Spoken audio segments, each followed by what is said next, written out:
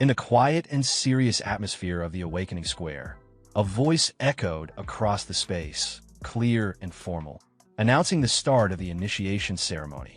Everyone was called up in turn to approach the Awakening Steel and begin the ritual to unlock their destined profession. The order was strict, and people stepped forward with the discipline of a military lineup. Among them, a third-year student named Inteo was assigned the role of scaffold worker. After him, a fifth-year named Lowy received the role of mason. These were not glamorous titles, but they were steady and respectable, essential support roles that kept things moving even if they didn't stand out. Standing nearby, Fun Yang watched the process with his arms crossed, clearly unimpressed. He carried himself like he was more important than everyone else there, his expression full of arrogance. As he looked around, it was obvious from the way he smirked that he considered these roles beneath him. In his mind, the awakening process only produced low-tier professions that didn't matter. His followers, eager to flatter him, quickly agreed with his thoughts. They pointed out that Fun Yang had awakened as a greatsword warrior, a rare and highly regarded combat class, and praised him as someone far above the others. They mocked the support professions as people only good for carrying his shoes.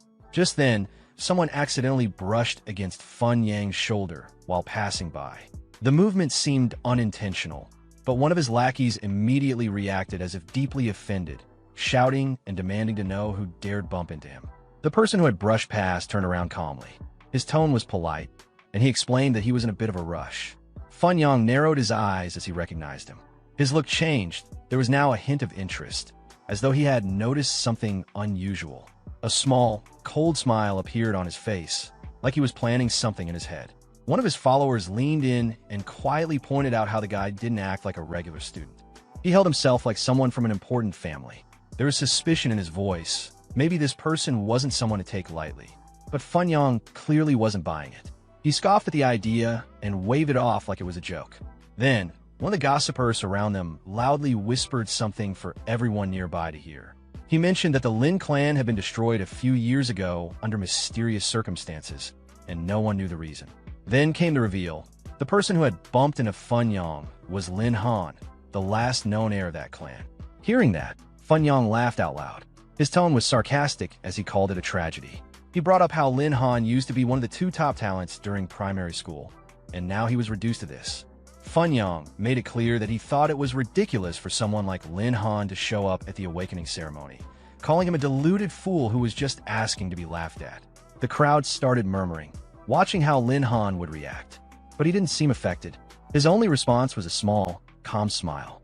He stood straight, showing no signs of anger or embarrassment, while others whispered and judged him. Lin Han simply walked up to the steel, placed his hand on it, and spoke firmly, as if declaring that he was about to prove something. Suddenly, an overwhelming burst of energy surged out from the awakening steel. It was strong and unexpected. The space around them seemed to tremble slightly. People nearby froze in place, their faces stunned. No one had expected such a reaction. Even Fun Yang's followers were at a loss, one of them stumbling over his words in confusion as he turned to Fun Yang. Then came a brilliant flash of light. It was so intense that it hurt to look it directly. The crowd was silent, caught off guard by the display. Many had never seen anything like it during an awakening ceremony. As the light faded, the results slowly appeared on the awakening steel. The words were clear: profession, hidden grade 6, title, Beast Tamer. The square erupted with mixed reactions. Some people looked confused, others skeptical. While the profession was rare, its usefulness was questionable. Some in the crowd muttered, wondering if Lin Han was truly a genius or just someone who drew an odd profession. Fun Yang wasted no time reacting. He laughed again, now even louder, treating the whole situation like a joke. He dismissed the awakening result as meaningless, saying that without a powerful beast, the profession was useless. He pointed out how raising a strong beast would require huge amounts of money and resources. Then he mocked Lin Han directly, saying he should be smart and ask for help. Fun Yang even offered to throw him some spare change so he could buy a mad dog to form a contract with. At that moment, Lin Han responded with a smile that carried a different tone, part mocking, part playful. He made it clear he had no intention of accepting anything from Fun Yang. He joked that there was no need to buy a mad dog, especially when one was already standing right there barking at him. It was a sharp comeback, said casually, but with enough bite to hit its mark. Fun Yang's face turned red with anger. His frustration boiled over as he muttered insults under his breath. He couldn't hold it in anymore. With a loud roar, he lunged at Lin Han, swinging his fist, clearly intending to attack him and settle the insult physically. Just as Fun Yang charged at Lin Han in a fit of rage, a series of steady footsteps cut through the tension. A powerful kick landed cleanly on Fun Yang's face, stopping him in his tracks. Bai Bing had arrived, her presence sharp and commanding, like a veteran officer stepping onto a battlefield. She didn't hesitate. Her tone was cold and firm as she stared Fun Yang down. She made it clear he had no right to speak to her student like that. Either he left immediately, or she'd deal with him herself. Fun Yang backed off without another word. Even though he was angry, he swallowed it. He turned and barked at his group to leave, knowing that Bai Bing came from a clan he didn't dare provoke. He muttered under his breath that Lin Han got lucky this time, but warned that if he ever acted arrogant again, there'd be consequences. Bai Bing turned her eyes toward Lin Han. She looked at him with a bit more curiosity now. It wasn't every day someone awakened a hidden profession. She gave a small nod of approval. Lin Han scratched his head with an awkward grin, almost like a kid caught sneaking snacks. He joked that she was teasing him again. Her expression shifted slightly, the strictness still there, but now with a hint of exasperation. She reminded him, not for the first time, that outside of school, he was supposed to call her sister, not teacher. Then she called him out for sneaking off to the awakening ceremony on his own. In her words, he had guts bigger than a watermelon. Lin Han raised his hands in surrender, making a face like someone caught in trouble. He pleaded with her to go easy on him. Seeing his reaction, Bai Bing's sternness softened just a little. Still strict, but now with warmth behind her eyes, she pulled out a bank card from her coat and handed it to him. Her tone was serious, but also filled with concern. She explained that being a beast tamer would be tough. Without enough money, he'd struggle from the start. She told him to take the card, find a proper beast, and make sure to focus on improving his strength. Lin Han accepted the card with genuine gratitude in his eyes. He promised he'd repay her kindness someday. Without missing a beat, she smacked him lightly on the head and smirked, telling him not to get ahead of himself. If he kept acting smug, she'd knock some sense into him again. Later, the scene shifted to Lin Han's home. It was a simple and quiet place. He returned to his room, looking tired. The day had been long and full of surprises. As he sat down, he let out a deep breath, almost talking to himself. He was finally home, but this was only the beginning. He knew that from here, things were about to change in a big way. Just then, something strange happened. His expression sharpened. A voice echoed in his mind, deep and ancient sounding. It congratulated him for awakening and informed him that the divine Beast Taming System had now been activated. A quick look into his background revealed the rest. Lin Han had once been the eldest son of the powerful Lin clan, a well-known and respected family. But tragedy struck 3 years ago when the entire clan was destroyed overnight in a massive flood. The Lin Han of that time had died helplessly in the chaos. But at that moment, a soul from another world, his current self, had taken over the body and inherited its fate. Since then, Lin Han had lived in this new world, slowly figuring things out. He knew about the existence of a mysterious system, but it had remained inactive until now. With the awakening complete, the system was finally online. Glowing text appeared before his eyes as the system interface lit up. He laughed with real excitement, as if finally reaching a goal he had been chasing for years. For 3 long years, he'd been waiting to activate this system, holding on, pushing forward. Now, with its power finally in his hands, things were different. A detailed status screen appeared in front of him. Name: Lin Han. Profession: Beast Tamer. Class: Hidden Profession. Level 1 Attributes: Strength 70, Agility 50, Spirit 110, Constitution 60. Equipment: None. Skills: Spirit Contract LV.1, Beast Space LV.1, Beast Summon LV.1. With the awakening complete, his first task arrived. The system's voice, formal and commanding, declared that the divine Beast Taming System had officially activated and was issuing a side quest titled Mysterious Salvation. But then, the tone of the system suddenly changed. It shifted into something more playful, almost like a salesman at a market. It offered him an optional upgrade. For just 100,000 Heavenly Dragon Coins, he could unlock Extreme Mode, granting faster growth, stronger attributes, and better development. Lin Han stared at the prompt, stunned. His face twisted with disbelief. He practically pulled his hair out, yelling in frustration. He had just gotten money from Sister Bing, and now the system was already asking to spend it? With an annoyed sigh, he gave in. He figured he might as well see what the system could really offer. Suddenly, a brilliant beam of light erupted, filling the entire room with a brightness. The entire space around him had changed completely. He glanced around in confusion, not recognizing anything. For a moment, he wondered aloud where he had ended up. Before he could think further, the familiar voice of the system responded. It congratulated him for completing the side quest Mysterious Salvation and unlocking Extreme Mode, which, according to the system, would now be a permanent part of his cultivation journey. The voice continued, more energetic now, almost like it was handing out a grand prize. It cheerfully announced that Extreme Cheat Mode was activated and that he would now be granted access to an ultra-rare beast, one no one had ever touched before. But then the tone shifted to something more serious. The system informed him that since he was still at first transmission of his profession, he could only unlock a single beast. It prompted him to confirm whether he wanted to proceed. Lin Han didn't answer immediately. His eyes narrowed slightly, and he paused, weighing his options. He knew each profession advanced every 10 levels, and with each advancement, only one beast could be contracted. Choosing poorly at the beginning could ruin his entire combat progression, and with his lack of resources, he couldn't afford second chances. After a brief moment of thought, he let out a resigned sigh. He didn't have money for more options anyway, so he figured he might as well trust the system. He tapped the control panel, muttering quietly, almost like complaining to himself about how ridiculous this all felt. The instant he made his choice, a small creature appeared, its tiny head poking out, with eyes that gleamed sharply, as if ready to pierce through an opponent. Lin Han in surprise. He immediately recognized that this was his first beast. In the palm of his hand sat something barely larger than his fingertip. Then the system made a grand announcement, stating that he had successfully activated one of the 10 ancient ferocities, the heavenly horned ant. His reaction was instant. His face darkened, and he yelled out in frustration. He had spent all that money, 100,000 heavenly dragon coins, and in return, got an ant. He couldn't believe it. He even started wondering if there was some sort of refund policy. It felt like a scam, but the system wasn't bothered. It calmly continued, stating that the heavenly horned ant had already formed a contract with him and that its evolution process was beginning. Lin Han was stunned.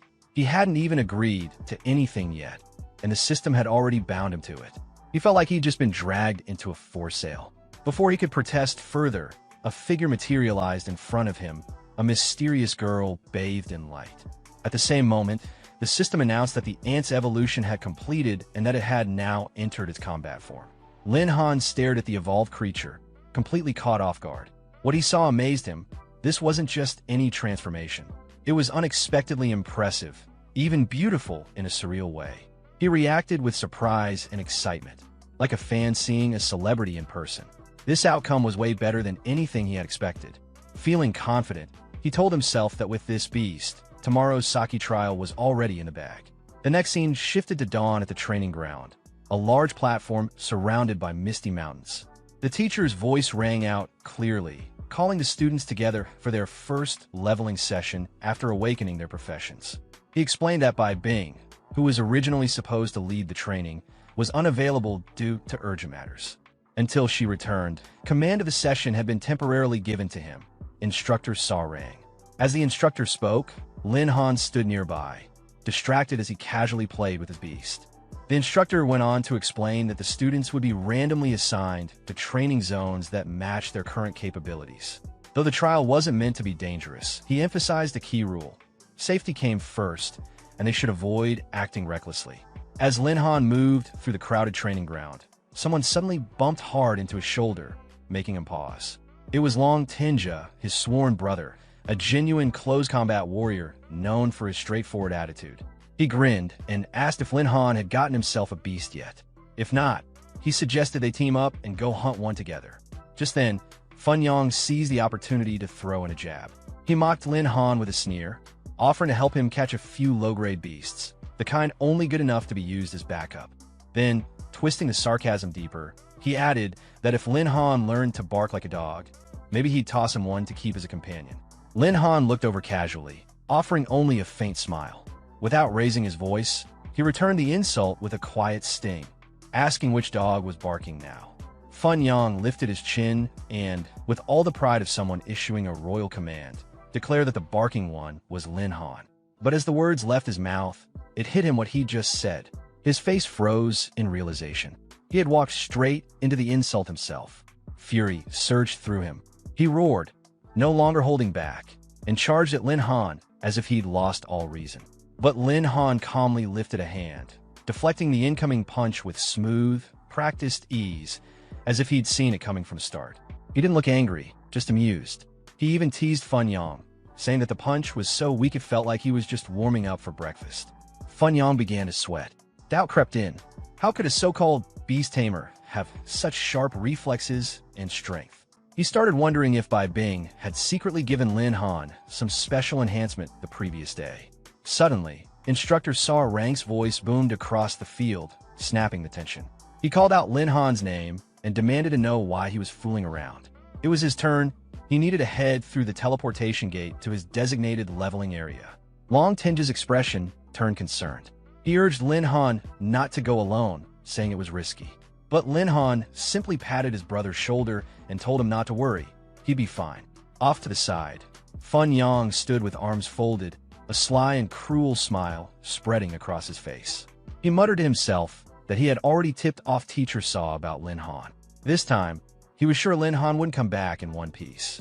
Saw Rang's irritation was visible too. Watching Lin Han linger around Bai Bing had been eating at him. The truth was, he harbored feelings for her, and seeing Lin Han so close to her made him furious. In his mind, Bai Bing was his, and anyone near her was a threat that needed to be eliminated.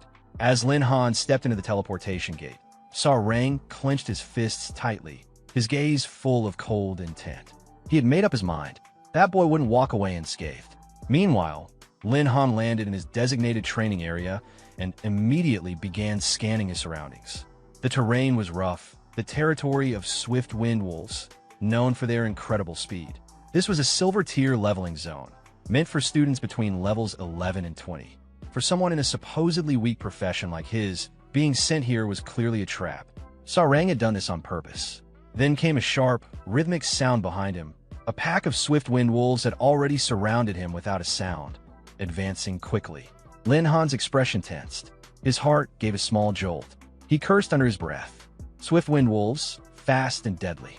But even facing them, he stayed composed.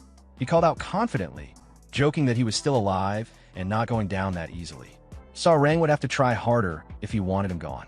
Almost on cue, his beast companion began to stir. Sensing its master's need, its spiritual energy awakened. In a flash of radiant light, the tiny form shifted, changing shape until, standing before Lin Han, was a woman of striking beauty. She looked like she had stepped straight out of a dream, her long snow-white hair falling over her shoulders, her crimson eyes calm yet fierce. She locked eyes on the incoming wolf pack. A transparent interface appeared in the air, and her clear voice followed. She reported that she was ready for battle and confirmed her activation state. Her details were displayed. Race, one of the 10 ancient ferocities level, 10 total combat stats, strength, 800 agility, 700 spirit, 600 constitution, 900 core skills included. Coalescence. Increases all base stats by 30% titanic force. Boosts absolute strength by 50%. Lin Han gave a small nod of approval, his eyes focused. This was his first time seeing her in combat, and he was curious whether the 10 ancient ferocities truly lived up to their name. At the same time, his own profile appeared.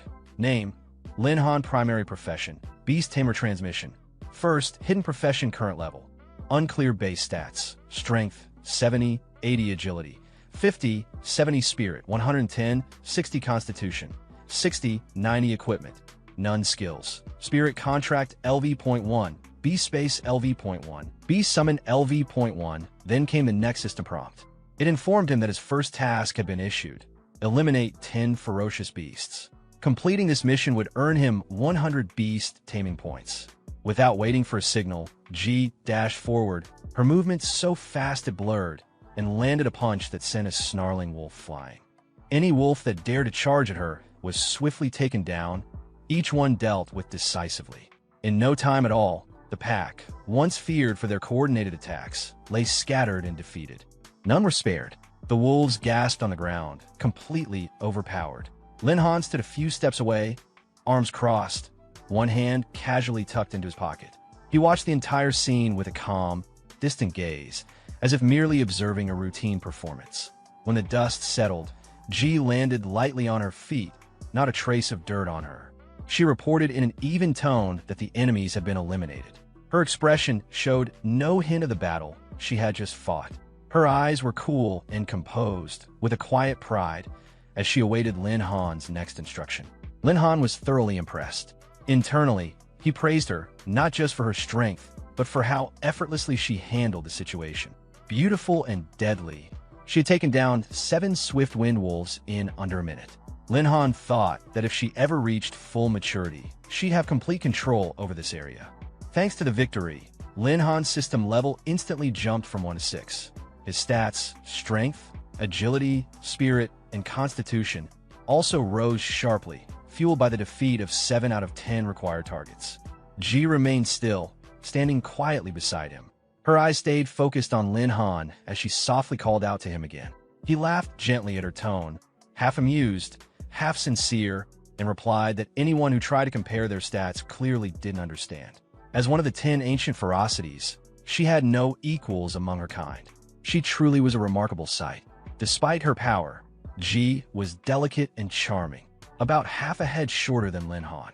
Overcome by the contrast between her appearance and her strength, he couldn't help but pat her soft hair. In that moment, she looked less like a ferocious beast and more like a pure-hearted girl untouched by the world. A strange emotion stirred in him, and for a second, he even felt an urge to kiss her. But before the thought could go any further, Ji respectfully bowed and reassured him in a quiet voice that everything was under control. That one sentence, paired with her calm and obedient demeanor, made Lin Han flush with embarrassment. He felt his face heat up, as if he wanted to dig a hole and hide. While Lin Han and Ji shared this brief exchange, 3 black-clad figures hidden in the treetops silently watched. They were part of a special task force sent by Sarang.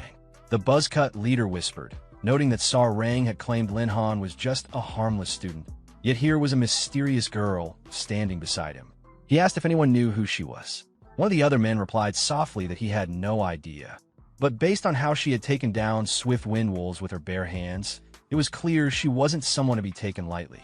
Their eyes stayed locked on Ji. From her graceful stance to her elegant appearance, she seemed like a vision, something out of a dream.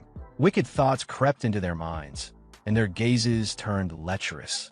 One of them whispered that she was even more beautiful than Bai Bing, and that killing someone like her outright would be a waste. The other agreed, suggesting that they enjoy her first. The buzzcut leader, the only one with some sense, paused. He sensed something off. Beneath the girl's gentle look was a presence he couldn't ignore. He warned the others that she wasn't going to be easy prey, but if the 3 of them launched a surprise attack, they might succeed. He planned to take Lin Han out first. Just as he turned to issue the order, he was met with silence. Confused, he spun around and shouted angrily at the other 2, demanding to know what they were doing. What he saw stunned him. In the blink of an eye, Ji had already taken him down. One of them lay unconscious on the ground, completely out cold. The other was suspended midair, dangling helplessly in her grip like a chicken being held by the neck. It was a swift and fitting punishment for their vile intentions. The leader froze, shocked by her speed and raw power. He stammered in disbelief, asking how she had done it. She had closed the distance instantly, without a sound. His mind reeled. She wasn't normal. But he was no amateur. Years of experience kicked in. He didn't hesitate. Turning on his heel, he ran, prioritizing survival. Based on her strength, he estimated she had to be at least level 20. He had no intention of dying today. Lin Han and Ji didn't let him off that easily. As the man fled, Lin Han shouted, ordering Ji to chase him down. He told her not to let him escape. As the man ran for his life, a new wave of doubt and curiosity surged inside him. He kept asking himself, who was this kid? How could someone like him have such a powerful guardian? In his panic, he looked back to check how close they were, but failed to see what lay ahead. Without warning, a massive claw swung down in front of him, descending like a hammer from the heavens. He screamed, shouting out in desperation. B's strike crushed him on the spot, snapping his body like dry twigs. Just as the massive beast swung its enormous claw, Lin Han shouted out a warning, telling Ji to stop. She immediately halted and stepped in front of him. Lin Han stared at the creature, silently swearing. This wasn't some ordinary enemy. It had to be one of the 3 remaining beasts from his quest. But this one was far stronger than what you'd expect from a trial designed for early levels. Before them stood the swift-winged Wolf King, a towering gray beast radiating menace. Its level? 22. Every breath it took warped the air around it with eerie green ghost flames. It wasn't just any beast, it was the pack leader, here to avenge its fallen kin. Beneath the Wolf King's foot, the buzz-cut man who had tried to run moments earlier reached out weakly. His lips trembled as he silently begged for help, clinging to life. But the beast had no patience. With one final movement, it raised its paw and crushed him completely, ending his life in a splatter. This was it. Lin Han realized this was the boss of the trial. If he could defeat the swift-winged Wolf King, he'd finish the most dangerous part of the challenge and gain 200 beast taming points. The reward was tempting, but the risk? Immense. One mistake could mean instant death. Lin Han hesitated for a moment. As the saying goes, when all else fails, retreat. Concerned, he pulled Ji by the hand, suggesting they withdraw for now. But Ji gave a cold smile. Her usual gentle aura was gone. Her expression hardened, serious and determined. Lin Han felt both nervous and reassured. The moment he saw her gaze, he knew she wouldn't back down from this fight. So he pointed to the giant beast and gave the order confidently. Take it down. Without a second thought, Ji launched forward like a streak of silver light. Her small form sliced through the air, aiming straight for the monster. The Wolf King saw her coming and let out a deafening roar, its mouth wide with a full set of deadly fangs, ready to strike. But Ji moved faster. Like a scene straight out of film, she leapt into the air and grabbed the beast's jaws, upper and lower, locking them in place. Her arms strained with effort, veins showing as she held the monstrous bite open. Using the wolf's own momentum, she propelled herself higher, shooting skyward as moonlight cast a pale blue glow around her. Her silhouette floated briefly above the treetops, striking and surreal. But the Wolf King wasn't done. It followed her up, activating its signature skill, Swift Wind Blink. It vanished for an instant and reappeared midair directly behind her. Before she could react, its claws slashed across her arm, leaving a deep wound. Her scream echoed through the forest, briefly halting even the rustle of leaves. The hit sent her flying down, slamming into the ground with crushing force. Lin Han stumbled backward, shocked by the sheer impact. The swift-winged Wolf King landed just behind her, not giving her a moment's rest. Its claws were already raised for another strike, eager to finish her off. Ji forced herself up, trying to block, but the wolf's strength and speed overwhelmed her. She struggled to defend, unable to land a solid counterattack. Lin Han could see the situation was bad. The power gap was obvious. This wasn't a fight she could win through sheer strength alone. Then, just as things reached their peak, another threat appeared. A hidden wolf lunged from the side, charging at Lin Han. He cursed under his breath. The fight was already uneven, and now the others were joining in. As he dodged the first wolf, 2 more flanked him, aiming to attack from behind. But Lin Han reacted quickly. He grabbed the tail of the wolf in front of him and twisted with all his strength. His eyes were sharp, and his voice dripped with contempt as he mocked them for being too inexperienced. He laughed, saying that since they were so eager to offer their heads, he might as well accept the gift. With a powerful spin, he hurled the wolf into the other 2, crashing them together in a clean, controlled strike. It was a precise move like something out of a textbook.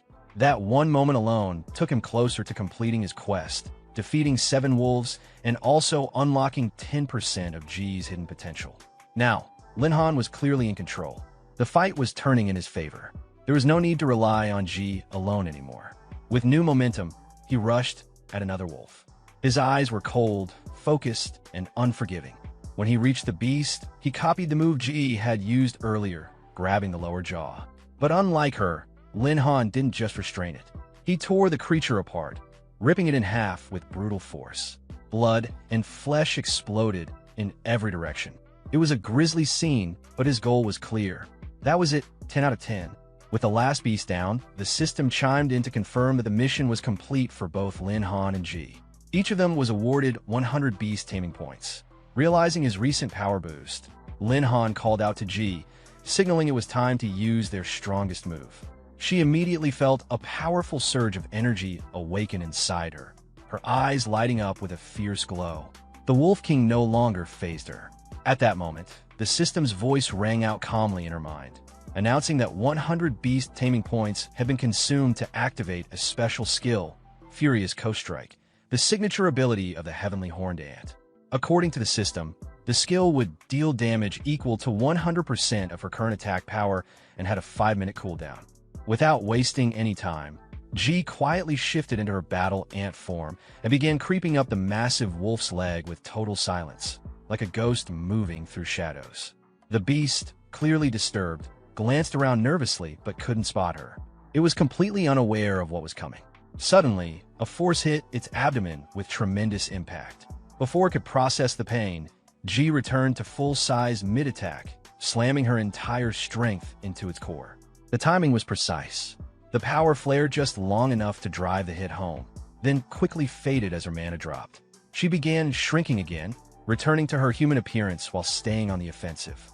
The Wolf King, unable to react, became her target for one last decisive move. With the skill's energy still partially active, Ji gripped the beast's midsection and tore downward with everything she had. Blood and flesh scattered in every direction as the giant creature was ripped apart.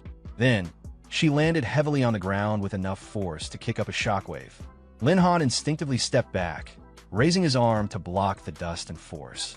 As Ji steadied herself, the system chimed in, boss-level quest complete. The elimination of the Swift-Wind Wolf King had earned them 200 beast taming points and 1.5 experience points. But Lin Han barely registered the notification. His focus was locked on Ji, still shocked by what she just pulled off. A level 22 monster, taken down so cleanly, it was impressive and slightly unnerving. Ji turned and gave him a confident smile that made his skin prickle. This was her real nature, one of the 10 ancient ferocities, the beast hidden behind the pretty face. The system wasn't done. Another announcement rolled in. The Wolf King and one of the other slain beasts had dropped weapons. Lin Han's inventory updated. At the same time, Ji crouched down again, looking ready to pounce, though her expression was now cheerful and innocent again, as if she'd never just torn apart a monster.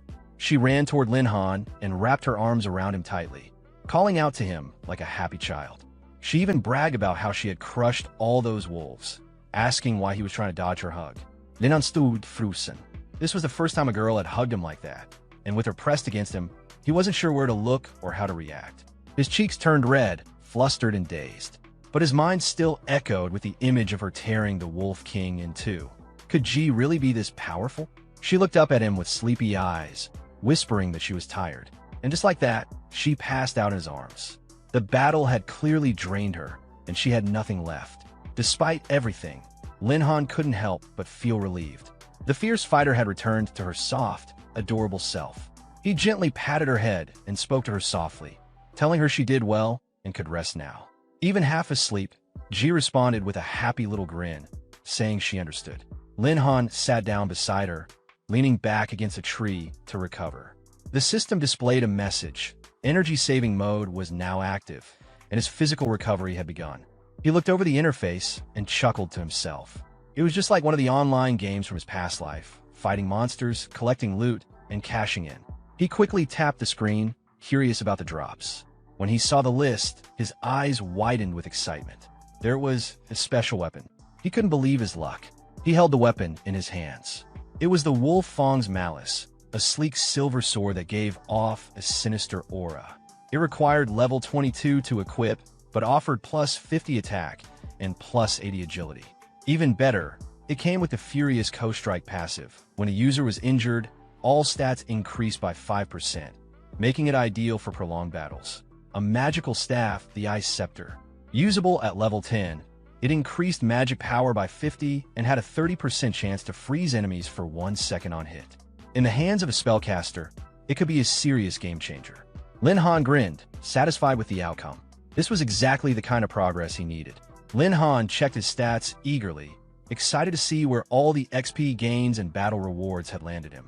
He had leveled up fast, scored some powerful new weapons, and maybe even had a shot at earning some good money. Let's see. "What level am I now?" he muttered, pulling up the interface. But instead of celebration, a warning blinked across the screen. Current level, 10. Max level reached for first transmission Beast Tamer. Requirement: advanced profession to continue leveling. He blinked, a bit surprised. Didn't expect one Wolf King kill to boost my XP this much. That boss was worth a truckload, he thought, surveying the battlefield, still littered with defeated wolves. Lin Han realized that grinding more monsters here wasn't necessary anymore. His eyes then moved to the two black-clad agents G had knocked out earlier, still unconscious under a tree. A sly grin formed at the corner of his mouth. "Before I leave, I'll squeeze some answers out of those two. Someone had to be pulling their strings." The moon above cast a quiet, frosty light across the scene. Time passed quietly, the tension now simmering beneath the surface. Hours later, at the teleportation gate, Instructor Saw Rang stood with a group of medics. His voice cut through the early morning air.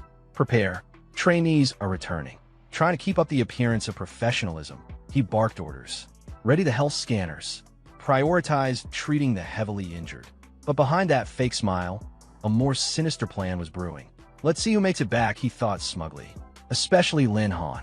Then, a sharp voice called out, catching him off guard and wiping the grin off his face. Bai Bing had arrived. She was clearly here to check on her student. Saw Rang's expression twisted for just a second before he forced a grin back onto his face. "Oh, Teacher B," he said, keeping his tone pleasant but dismissive.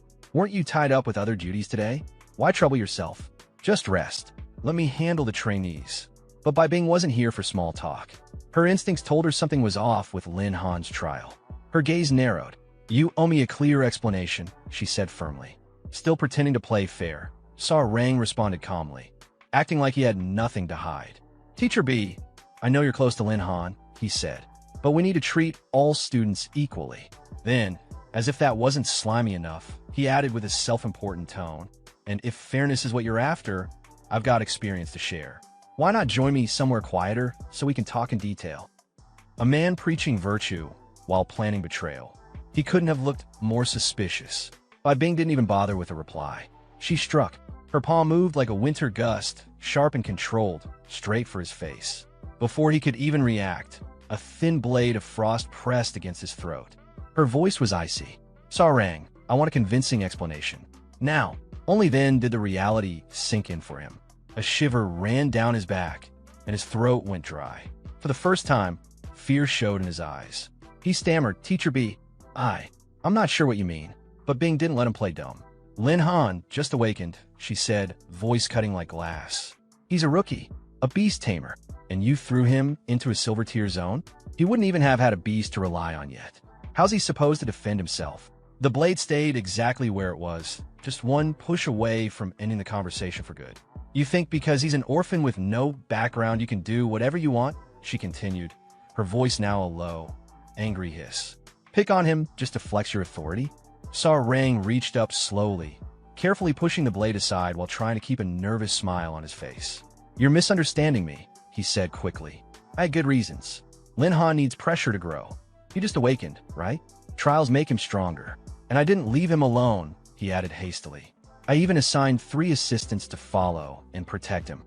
Bai Bing didn't say anything for a moment. She slowly retracted the blade, her eyes never leaving his face. "You'd better pray Lin Han returns safely, because if he's hurt even a little, I'll carve the same wound onto your body." Saw Rang gave a stiff nod, rubbing his head awkwardly and putting on a forced grin. But deep inside, he was already scheming again. "Act all high and mighty now," he thought bitterly. "Let's see how smug you are when you see Lin Han broken and beaten." A sudden loud sound cut through the tense moment between Bane and Saw Rang. The overseers had announced the return of the trainees. The first to step out was Lang Ling Shuer from Class 6, a rare storm mage and one of First High's 2 top geniuses. She walked out calm and composed, like the trial had been nothing more than a formality. The crowd immediately stirred. "It's Lang Ling Shuer. Knew she'd be first." Compared to her, Lin Han's not even worth mentioning. Right behind her was Fun Yang, quick to flatter. "As expected, you're the school's top student, even faster than me." When she didn't respond, he kept talking. "Ling Shuer, we're First High's brightest stars. We should stick closer in the future." But Lang Ling Shuer simply stepped to the side, avoiding his hand like brushing past a breeze. Her response was cool and clear. If it was the old Lin Han, I might consider you pass. Fun Yang's expression twisted slightly, struggling to maintain his smile as the sting of humiliation sank in. Another student emerged from the trial gate. Lin Jia came running, breathless, his face full of urgency. Little Lin, as he returned, Fun Yang scoffed, not holding back. Didn't expect a tub like you to survive. Quite the luck. But your dear friend Lin Han? Probably dead in the secret realm. Lin Jia clenched his fists, his teeth grinding in anger. His eyes were blazing. Say that again if you dare. Fun Yang looked him up and down with mockery. Fine, Lin Han's dead. A beast tamer like him? How long could he possibly last? Before things could escalate further, Sarang barked out, "All of you shut it!" Then he turned on Lin Jia, snapping, "Back in line." Fun Yang smirked, and Long Tin added mockingly, "What? Is Lin Han your dad? Stop dreaming and work on yourself." Sarang motioned with his hand. "Move aside. Don't block the returning trainees." Knowing the instructors were all on the same side, Lin Jia swallowed his frustration. He took a deep breath, telling himself Lin Han would be back. He just needed a little more time. Time passed slowly.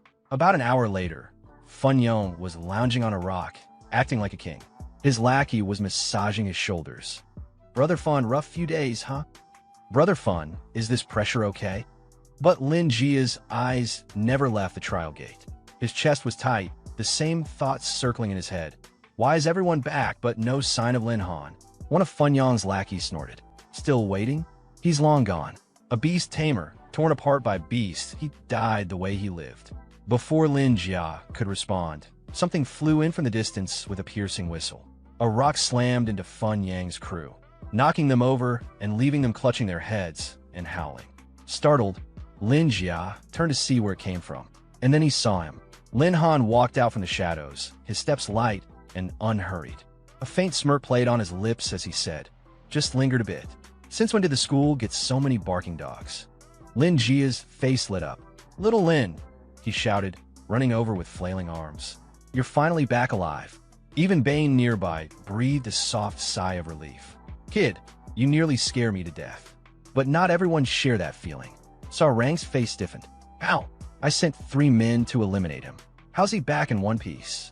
Still, he kept his smile on the outside. Inside, he was already spinning more plans. "You got lucky, Lin Han. But this isn't over." Fun Yang stepped forward, smirking. "Can't believe you actually passed the trial."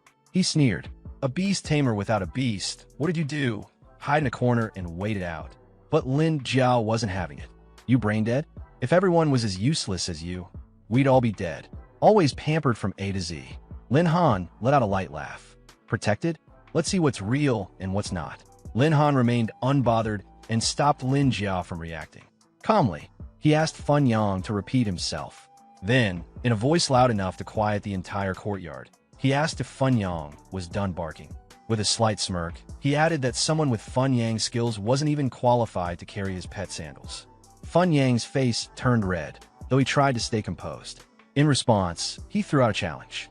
He proposed they compare levels, and if Lin Han won, he'd pay 100,000 Heavenly Dragon coins. But if he lost, Lin Han would have to kneel and call him Grandpa. Without hesitation, Lin Han agreed. He calmly said he'd make sure Fun Yang's face hit the dirt. Lin Jiao panicked, trying to stop him and reminding him that the instructor was still present. Lin Han simply turned to teacher Sarang and explained that this was a personal matter, asking him not to intervene. Sarang, feigning neutrality, nodded and agreed to let the bet play out. He made a statement about honor and integrity, reminding everyone that first I valued these traits.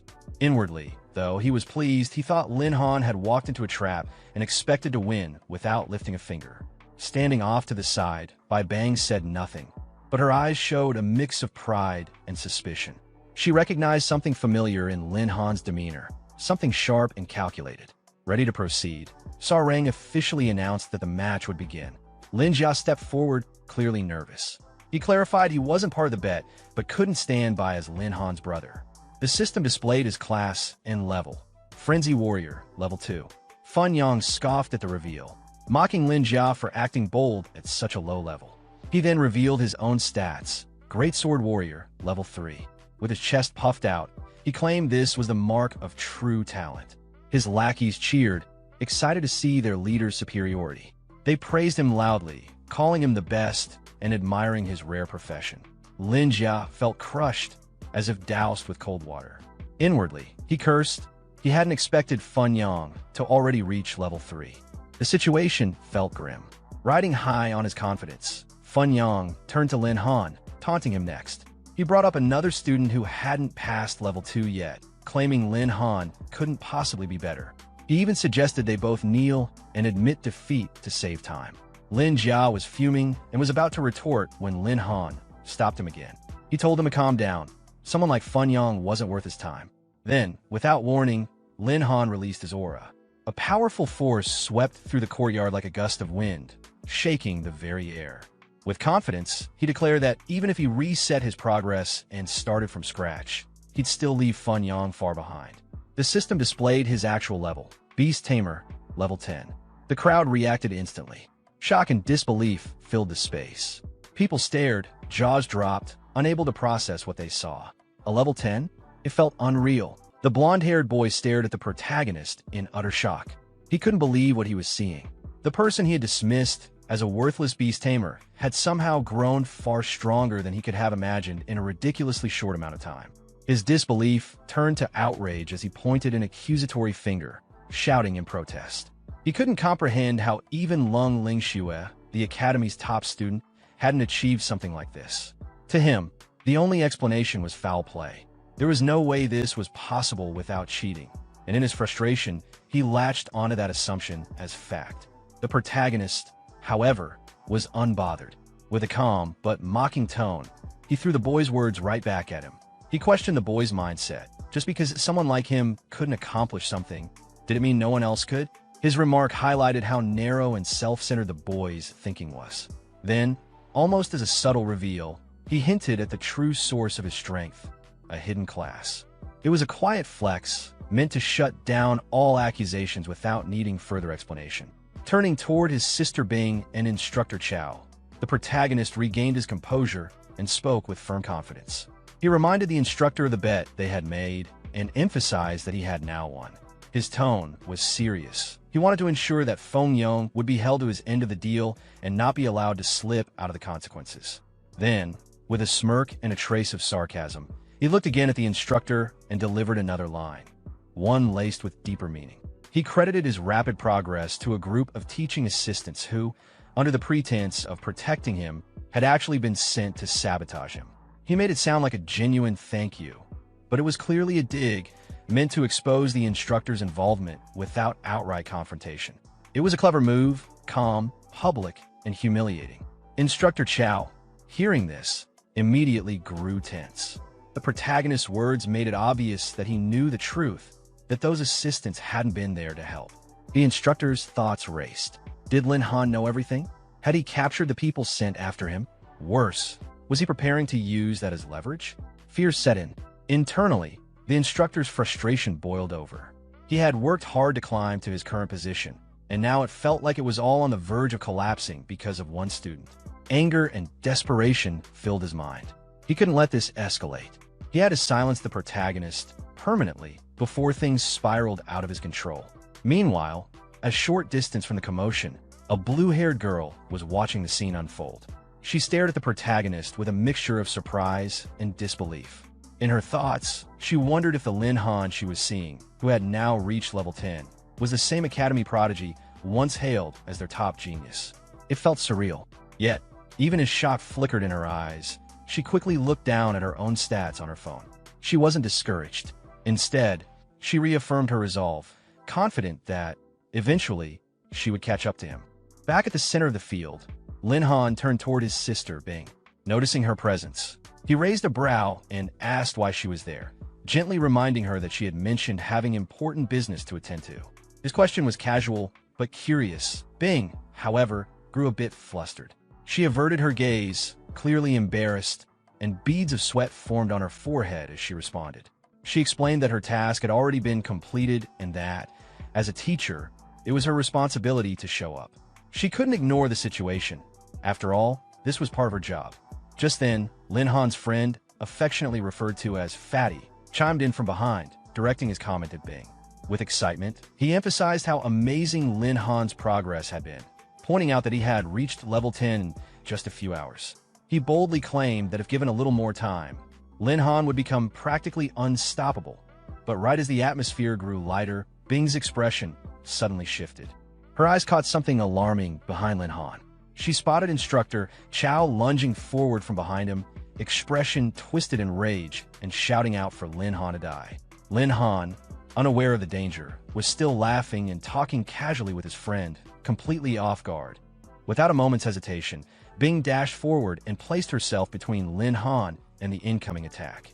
She raised her voice, shouting for him to watch out, and blocked the strike with her arm. Holding her ground, she reprimanded the instructor harshly, reminding him that attacking a student violated academy rules. Instructor Chao, however, was beyond reasoning. Grinding his teeth and snarling in fury, he shouted back that he didn't care about academy rules anymore. He declared that he had to eliminate Lin Han, right here and now. Bing was momentarily pushed back by the force of his attack, but she quickly regained her footing.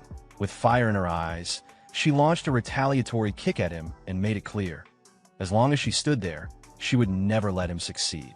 Fatty, witnessing the struggle, cheered her on with concern and admiration, shouting encouragement. But Lin Han wasn't cheering. He looked on with growing worry.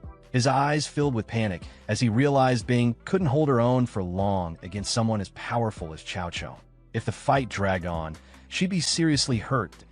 As the battle escalated, the instructor managed to grab Bing with one hand. His voice turned cruel as he accused her of betrayal, of wasting all his heartfelt feelings by siding with Lin Han. He lifted her into the air by the leg, upside down, and with a twisted expression, he threatened to collect some interest from her first, implying something terrible. But before he could act, a powerful kick smashed into his face, sending him flying. The blow had come from Lin Han. 10 hours of growth and training had borne fruit. Lin Han now held Bing in his arms, checking on her with deep concern. Gently, he asked if she was okay. Despite the pain and chaos, she assured him that she was fine. Then, Lin Han turned his gaze toward the instructor, eyes blazing with anger. He mocked him for the sneak attack, asking how that level 10 flying kick had tasted. He warned that if the instructor couldn't come up with a proper explanation, he'd let him experience the full strength of a level 10 beast tamer once more. The instructor, still seething, pointed a trembling finger at Lin Han.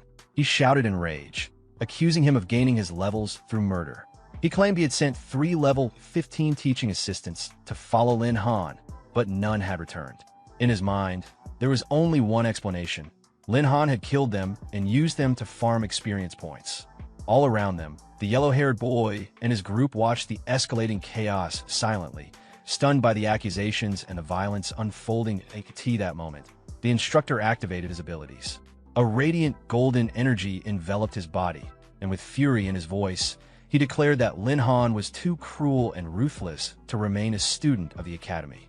He announced his intent to execute justice on the spot. But just then, Lin Han calmly tossed something in front of him, a corpse. With a cold voice, Lin Han asked the instructor if this was the teaching assistant he'd been referring to. Instructor Chao's expression shifted. Staring at the body, he recognized the man immediately. One of the assistants, AO, was dead. His thoughts spun. If AO was truly dead, then the other 2 were likely gone as well. But rather than despair, a devilish grin began to form on his face. Internally, he thought to himself that this outcome was even better. The dead couldn't speak, and therefore couldn't testify against him. Sarang was stunned. He stared in disbelief and forced a smile from afar, but his eyes burned with resentment. Trying to drown out the crowd's growing admiration for Lin Han, he shouted out, questioning how Lin Han could even be alive. After all, his corpse was supposed to be rotting somewhere deep in the mountains. He demanded an explanation, but Lin Han remained completely unbothered. He shrugged casually, then replied in a calm, cold tone, saying he had only escorted some survivors who fell into Shadow Mountain. His words cut deeper as he stepped forward, indirectly criticizing Sarang. Unlike those who send others to their deaths and then act like they never knew them, Lin Han had faced everything directly. He slowly approached a young man's lifeless body lying silently in a courtyard corner. In a soft, almost mourning voice, Lin Han muttered to the dead, calling it a pity. Even in death, the youth was being used as a pawn in someone else's scheme. Standing tall again, Lin Han let his gaze sweep across the crowd and added a cryptic comment. If the soul was unwilling, it should return at midnight to haunt the real culprit. He warned them not to confuse him with a real villain. Those eerie words struck a nerve. Saw Rang's expression turned frosty, his eyes flashing with murderous intent like a brewing storm.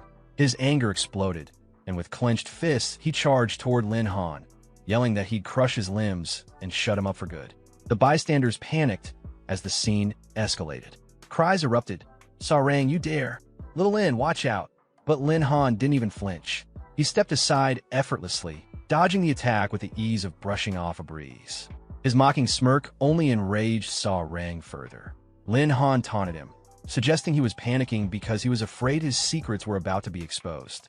He coldly pointed out that nobody would have guessed a man who called himself a professor would harm his own student.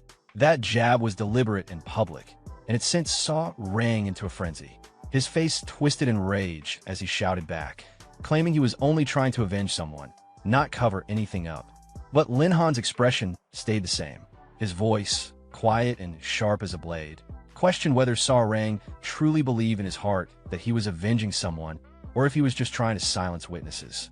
Meanwhile, Fun Yang and his group cheered for Saw Rang, encouraging him to beat Lin Han and teach him a lesson. Their mockery fueled the tension. Saw Rang's fury only intensified. His eyes bloodshot and fists roaring with strength, he unleashed a flurry of attacks.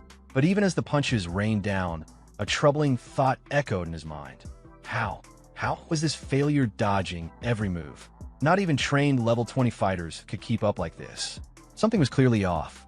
Lin Han kept calm, narrowly avoiding every blow. But he also realized something important. Saw Rang's brute strength was far superior. A direct fight would only end in his defeat. Without wasting time, Lin Han summoned his weapon, a dazzling, ice-blue staff.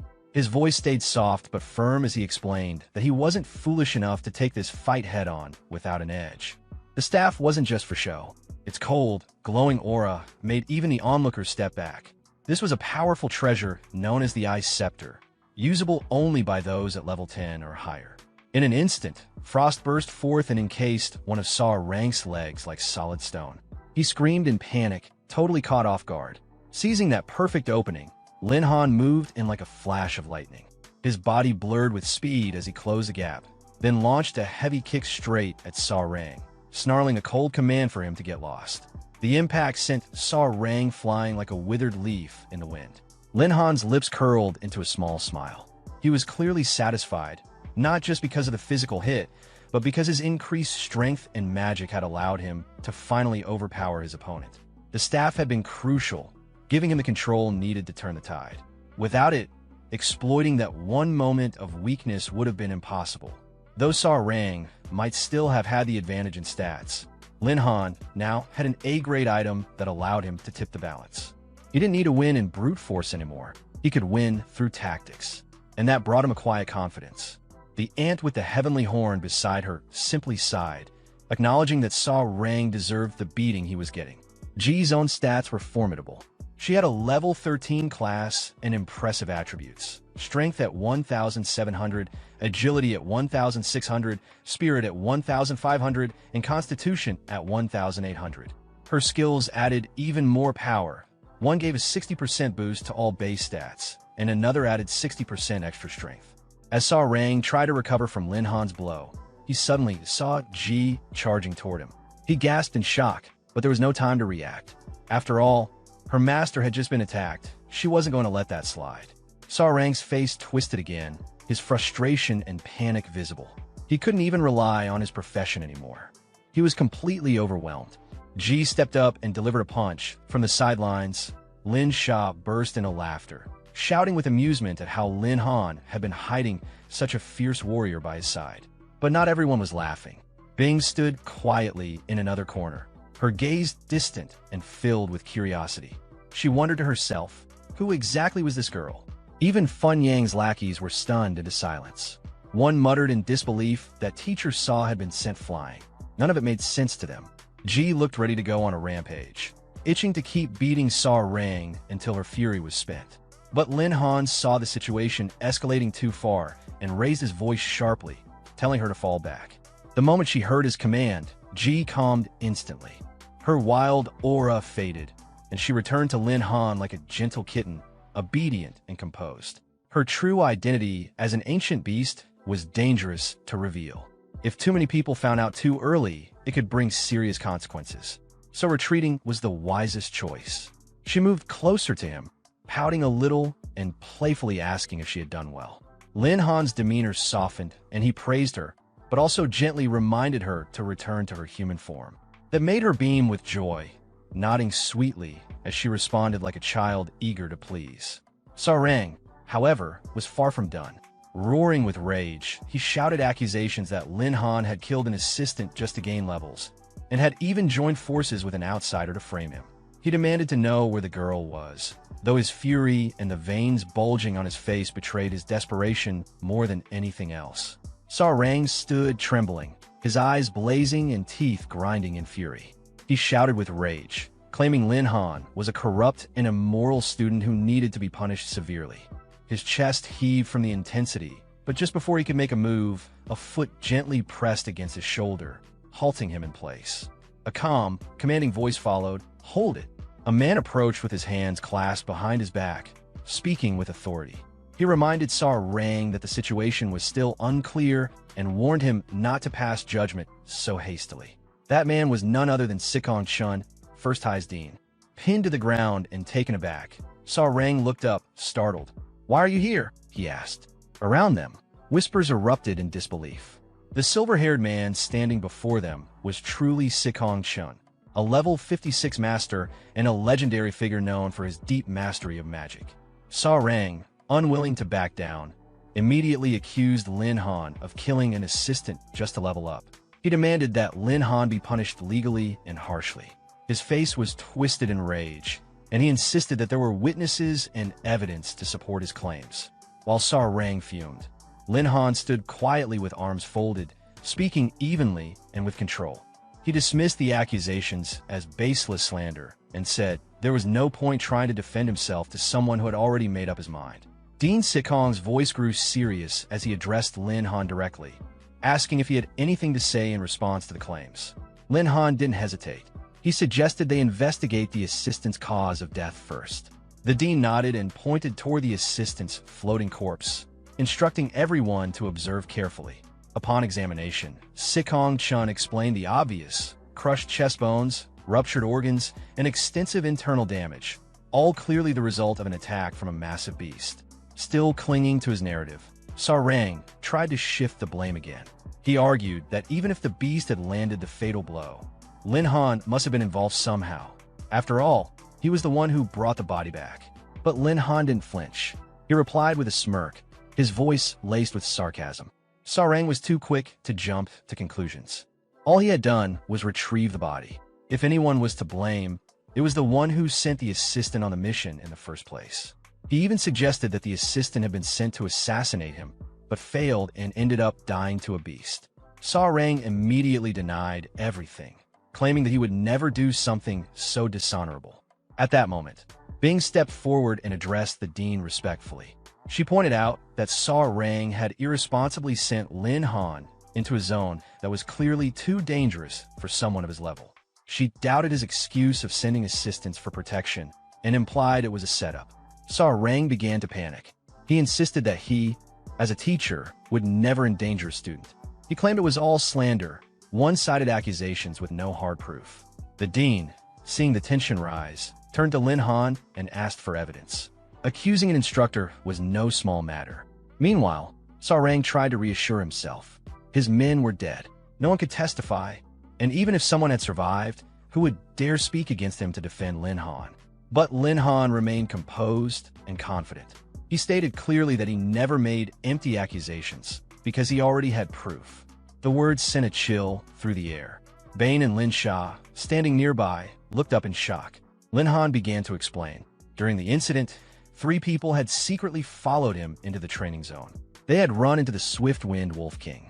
One assistant died instantly, forcing Lin Han to kill the beast. Then he posed the question, why would Teacher Saw have people secretly following him at all? To answer that, Lin Han turned toward the 2 bound individuals lying on the ground. With a swift kick, he forced them into the spotlight. Pale and trembling, The two captives broke down into sobs, confessing everything. They admitted that it was all on Sa Rang's orders. He had commanded them to tail Lin Han and, if necessary, fake a beast attack. They begged for mercy, unable to endure the torment any longer. Outside, swarms of war ants circled, fierce and disciplined. They had already begun gnawing at the men's legs, blood oozing and tortured screams echoing. Lin Han watched it all with a chilling smile. With an ancient ant on his side, getting confessions was easy, almost like sprinkling salt on wounds. Turning to Sa Rang, Lin Han asked in a calm, ice-cold voice if the teacher now had a clear explanation to offer. Sa Rang, completely panicked, turned pale. His eyes darted around, trying to find an escape. He cursed inwardly, blaming the two fools for cracking so quickly. Then he spun around and tried to flee, but it was too late. His body suddenly locked up, frozen in place as a talisman charged with lightning bound him tight. Thunder cracked through the air, and Sa Rang screamed in agony. Sikong Chen's voice boomed with judgment. As a teacher at the academy, how dare Sa Rang plot against a student? He had crossed a line that no one should, and now he would face the punishment he deserved. From the side, Bing couldn't hide her joy. She grabbed Lin Han's hand and smiled brightly. It was finally over. He had been through so much, and now he could finally rest. She invited him to ride back with her, but as they turned to leave, a figure suddenly stepped into their path, stopping them cold. Lang Ling Shuer stood there with arms crossed, her gaze sharp. She asked Lin Han if he really had killed the Swift-Wind Wolf King. Her tone was calm, but probing. She stepped closer, scrutinizing him. Her voice was sly, but her question was direct. If Lin Han wasn't a close-range fighter and didn't have a tank by his side, then how could he possibly take down a powerful beast like that? The only logical explanation, he had to be bonded to a powerful beast. Without hesitation, she challenged him to a simulated duel to test his real strength. Lin Han, clearly uncomfortable, avoided her gaze and muttered that now wasn't the time for such talk. He sighed to himself. Though she looked cold and serious, she was as curious and eager as a child. Bing stepped in quickly, placing a hand on Lang Ling Shuer's wrist. Her tone was firm but respectful. She understood Lang's passion to improve, but now wasn't the time for strength tests. Reviewing the trial's lessons was more important. The tension between the two girls sparked visibly. But Lang held her ground, insisting she was only curious about how a beast tamer fought. Bing, hands on her hips, fired back. Lin Han had just gone through a major ordeal and needed a rest. He wasn't going to indulge her request now. Seeing the conflict rise, Lin Han raised a hand gently, stepping between them. He tried to mediate, suggesting that since all the students had worked so hard, maybe it was best to dismiss them early. Both girls glared at him. He could only look up and comment awkwardly on the nice weather.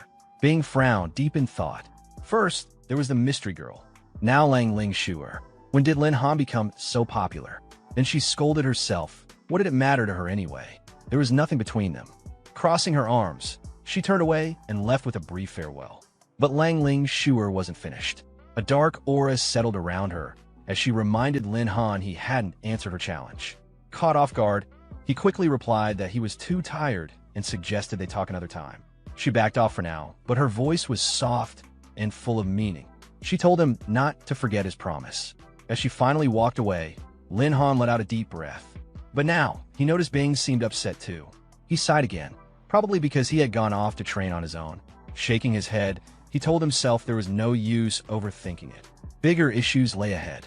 Before him stood a massive ornate gate bearing the words Transaction Hall, Shadow Mountain. Lin Han entered casually, accepting a cup of tea from a serving girl. He calculated quietly. If the two items he had sold went well, he could cover his daily expenses and maybe even pay back Bing's loan. Just then, a well-dressed man with a dignified presence approached him politely. He introduced himself as Tien, the manager of the transaction hall, and asked to inspect the two items. Lin Han gave a small wave, and two weapons, a spear and a sword, floated up beside him, shining coldly. He explained that they were collected from the Silver Tier Zone within Shadow Mountain. Noticing a shift in Tien's expression, Lin Han raised an eyebrow and asked softly if something was wrong. The man bowed respectfully before replying. He asked for confirmation. Was this young man really Lin Han? When Lin Han confirmed, Tien's face lit up. He explained that he had known Lin Han's father, Old Lin, for over a decade. By seniority, Lin Han could call him Uncle Tien. He gave Lin Han a warm pat on the shoulder and praised him for entering the silver tier zone at such a young age. If Lin Han kept progressing like this, he said, the revival of the Lin family wasn't far off. Lin Han offered a polite smile and handed over the items, requesting Uncle Tien's assistance in processing them. But behind the smile, his mind was already spinning. A friend of my father's? Perfect. Maybe I can use that to push for a better price. Unbeknownst to him, Tien was thinking along the same lines. He squinted slightly, a sly grin tugging at his lips. This kid's young and probably easy to lowball, he mused.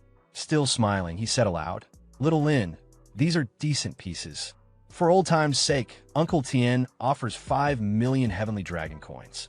He extended a hand in good faith, his voice measured and seemingly thoughtful. But Lin Han didn't flinch, calm and steady. He raised a finger and responded firmly. Business was business. Past relationships aside, fairness was key. He emphasized that the items came from the Swift-Wind Wolf King, so the starting price was at least 8 million. Tien's expression shifted slightly, turning more nostalgic. He tried to appeal to sentiment again, reminding Lin Han how close he had been with his father. Then he pushed the offer up 5.5 million. Lin Han kept his composure. With a confident smile, he tossed out a dramatic counter. His father always trusted luck, so let's go with a lucky number, 17.88 million. Tien laughed out loud, raising his hands as if calling it a draw. He came back with his own lucky number, 6.66 million. Satisfied, Lin Han nodded, a slight curve of victory on his lips. Deal, 6.6 million. Only because it's you, Uncle Tien. Internally, he grinned. This went better than expected. A huge win. Tien shook Lin Han's hand with a broad smile, but a nagging feeling lingered in his chest. As the handshake ended, he realized he may have just been outplayed in record time. He gestured toward a wooden tray held by a girl nearby. Little Lin, the funds are split across these 2 cards, he said. One was a sleek black VIP card, offering up to 3 million coins in overdraft privileges. Patting Lin Han on the shoulder warmly, Tien told him to come back for any future sales or needs. Lin Han accepted the cards with a slight bow and thanked him respectfully. Then, figuring he was already there, he decided to browse some magic scrolls. As he watched Lin Han stroll toward the shelves, Tien silently reflected on how much potential the boy showed. For someone who had just awakened their power, Lin Han already had frightening strength. A sly, calculating grin formed on the old merchant's face. There'll be plenty of chances to work with him under these clear skies. Far from the elegant atmosphere of the transaction, hall stood Lin Han's apartment, cramped, stacked like boxes. But what drew immediate attention was the military vehicle parked in front, an unusual and imposing sight. A sharply dressed man stood beside it, expression solemn. Lin Han approached and blinked in surprise. Uncle Lu, what are you doing here? The man, wearing polished glasses and a dignified air, bowed respectfully. Young Master Lin, it's been a long time. I'm Lu, steward of the B household. Lin Han gave a half smile, his tone light, but touched with bitterness. Ever since the Lin family had fallen, that name felt foreign. Indeed, it's been a while. So, what brings a noble guest like you to my doorstep? Steward Lu returned the courtesy with a deep bow and gestured toward a sealed item he carried. He explained that Miss Bing had personally led a team into a diamond-tier secret realm to capture a void beast for Lin Han. But acting without authorization had angered her family's patriarch, and as a result, she had been confined. She had entrusted this beast to Lu to deliver it to Lin Han. As Lin Han stepped closer, his eyes locked onto the strange gate-shaped container. A wave of emotions surged through him. Bing had risked entering a realm even the powerful Dean Sikong Chen wouldn't dare approach, all for him. The gesture left him shaken. He reached to open it, but Lu stopped him. There was one more message from the patriarch. Lu's tone turned sharp, almost cold, as he relayed the words. The Beef family has done all it can for you. After this, all ties are severed. The message was formal, final. Lin Han was to stay away from their young miss from now on. The bluntness of the message caught Lin Han off guard. He stared at Lu, stunned. With a serious tone, he muttered, "So we're strangers now." Lu's expression didn't waver. He stated clearly that he appreciated Lin Han's gratitude, but the Lin and Beef families had never truly been tied. Back when the Lin family collapsed, Lin Han had never begged them for help, and he wouldn't start now. With that, he turned and began walking away, cutting the bond cleanly and without remorse. As he left, Lu called out one last time, instructing Lin Han to take the Void Beast with him. But Lin Han didn't look back. His voice floated out, barely louder than a whisper. If you must give a message to your patriarch, tell him this. Whether it's a beast or aid from the Bee family, I, Lin Han, need none of it. Lu's expression twisted into a sneer. In a low, threatening tone, he warned Lin Han not to forget what the Bee family stood for. No one refused their offerings. No one walked away untouched. Suddenly, Lu lunged forward with incredible speed, his movement full of threat, as if to teach Lin Han a harsh lesson. Refuse their help only if you're truly strong enough to back it up. But Lin Han met him with an unshaken gaze. He turned slowly, the weight of his stare like a blade slicing through the air. His aura erupted, heavy and suffocating. Lu stopped mid-motion, frozen in place. His body felt nailed to the ground. His heart raced with confusion. Why did this boy, who was supposed to be a useless beast tamer, feel so overwhelmingly dangerous? Why did standing before him feel like facing a predator? He tried to calm himself, to shake off the fear creeping up his spine. No, this is impossible, he thought. I won't be intimidated by a kid. Lin Han casually tossed a card toward Lu, his tone calm and emotionless. Here, take this. Lu caught it instinctively, but his eyes narrowed in confusion, unsure of the gesture's meaning. Lin Han didn't pause. He walked away slowly, his voice cutting back like a sharp breeze. The money Sister Bing lent him, repaid with interest. She could be thanked on his behalf. Lin Han never owed anyone, and he never would. He turned slightly, his gaze piercing, and spoke one last warning with a steady voice that dug deep into Lu's mind. Next time, don't strike so casually. If he did, he shouldn't blame Lin Han for erasing all ties between the Lin and Bee families. Lu stood frozen on the spot, mind reeling. Was this really the same Lin Han from before, the castaway of a fallen household? Yet now, he radiated a terrifying aura, a presence that commanded attention. Meanwhile, Lin Han returned silently to his rundown home.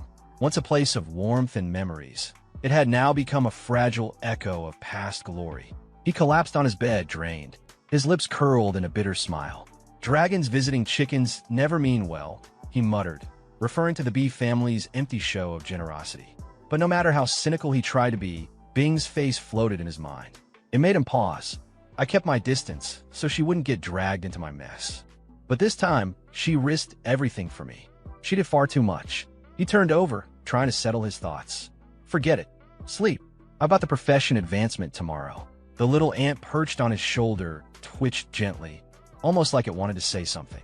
It stirred and blew a soft breeze into his ear, like a secret shared only between a loyal companion and its master. Then, without warning, a blue light ignited from deep within his subconscious. The little ant shimmered, transforming in a flash. Before him stood a beautiful girl, as she leaned into him and embraced him gently, whispering, "Master." Her presence brought comfort. Her warm tone soothed the turmoil in his heart. "You've worked hard." The next morning, Lin Han arrived at the temple for profession advancement. A staff member greeted him with warmth and professionalism. "Young Lin, welcome. Your room has already been assigned by the system. Please proceed directly." As he made his way in, the temple buzzed with whispers. The crowd was abuzz with curiosity and gossip. His name was spreading fast. "Did you hear? First High's got a new awakened beast tamer. For real? That's such a rare class. No one chooses it. Not just that, he hit level 10 fast and beat Teacher Rang. His strength is insane. Totally busted. Think he's here to advance his profession?" Hearing the chatter, Lin Han frowned in irritation. Fame travels too fast. Better keep a low profile. He reached the room and gently pushed open the door.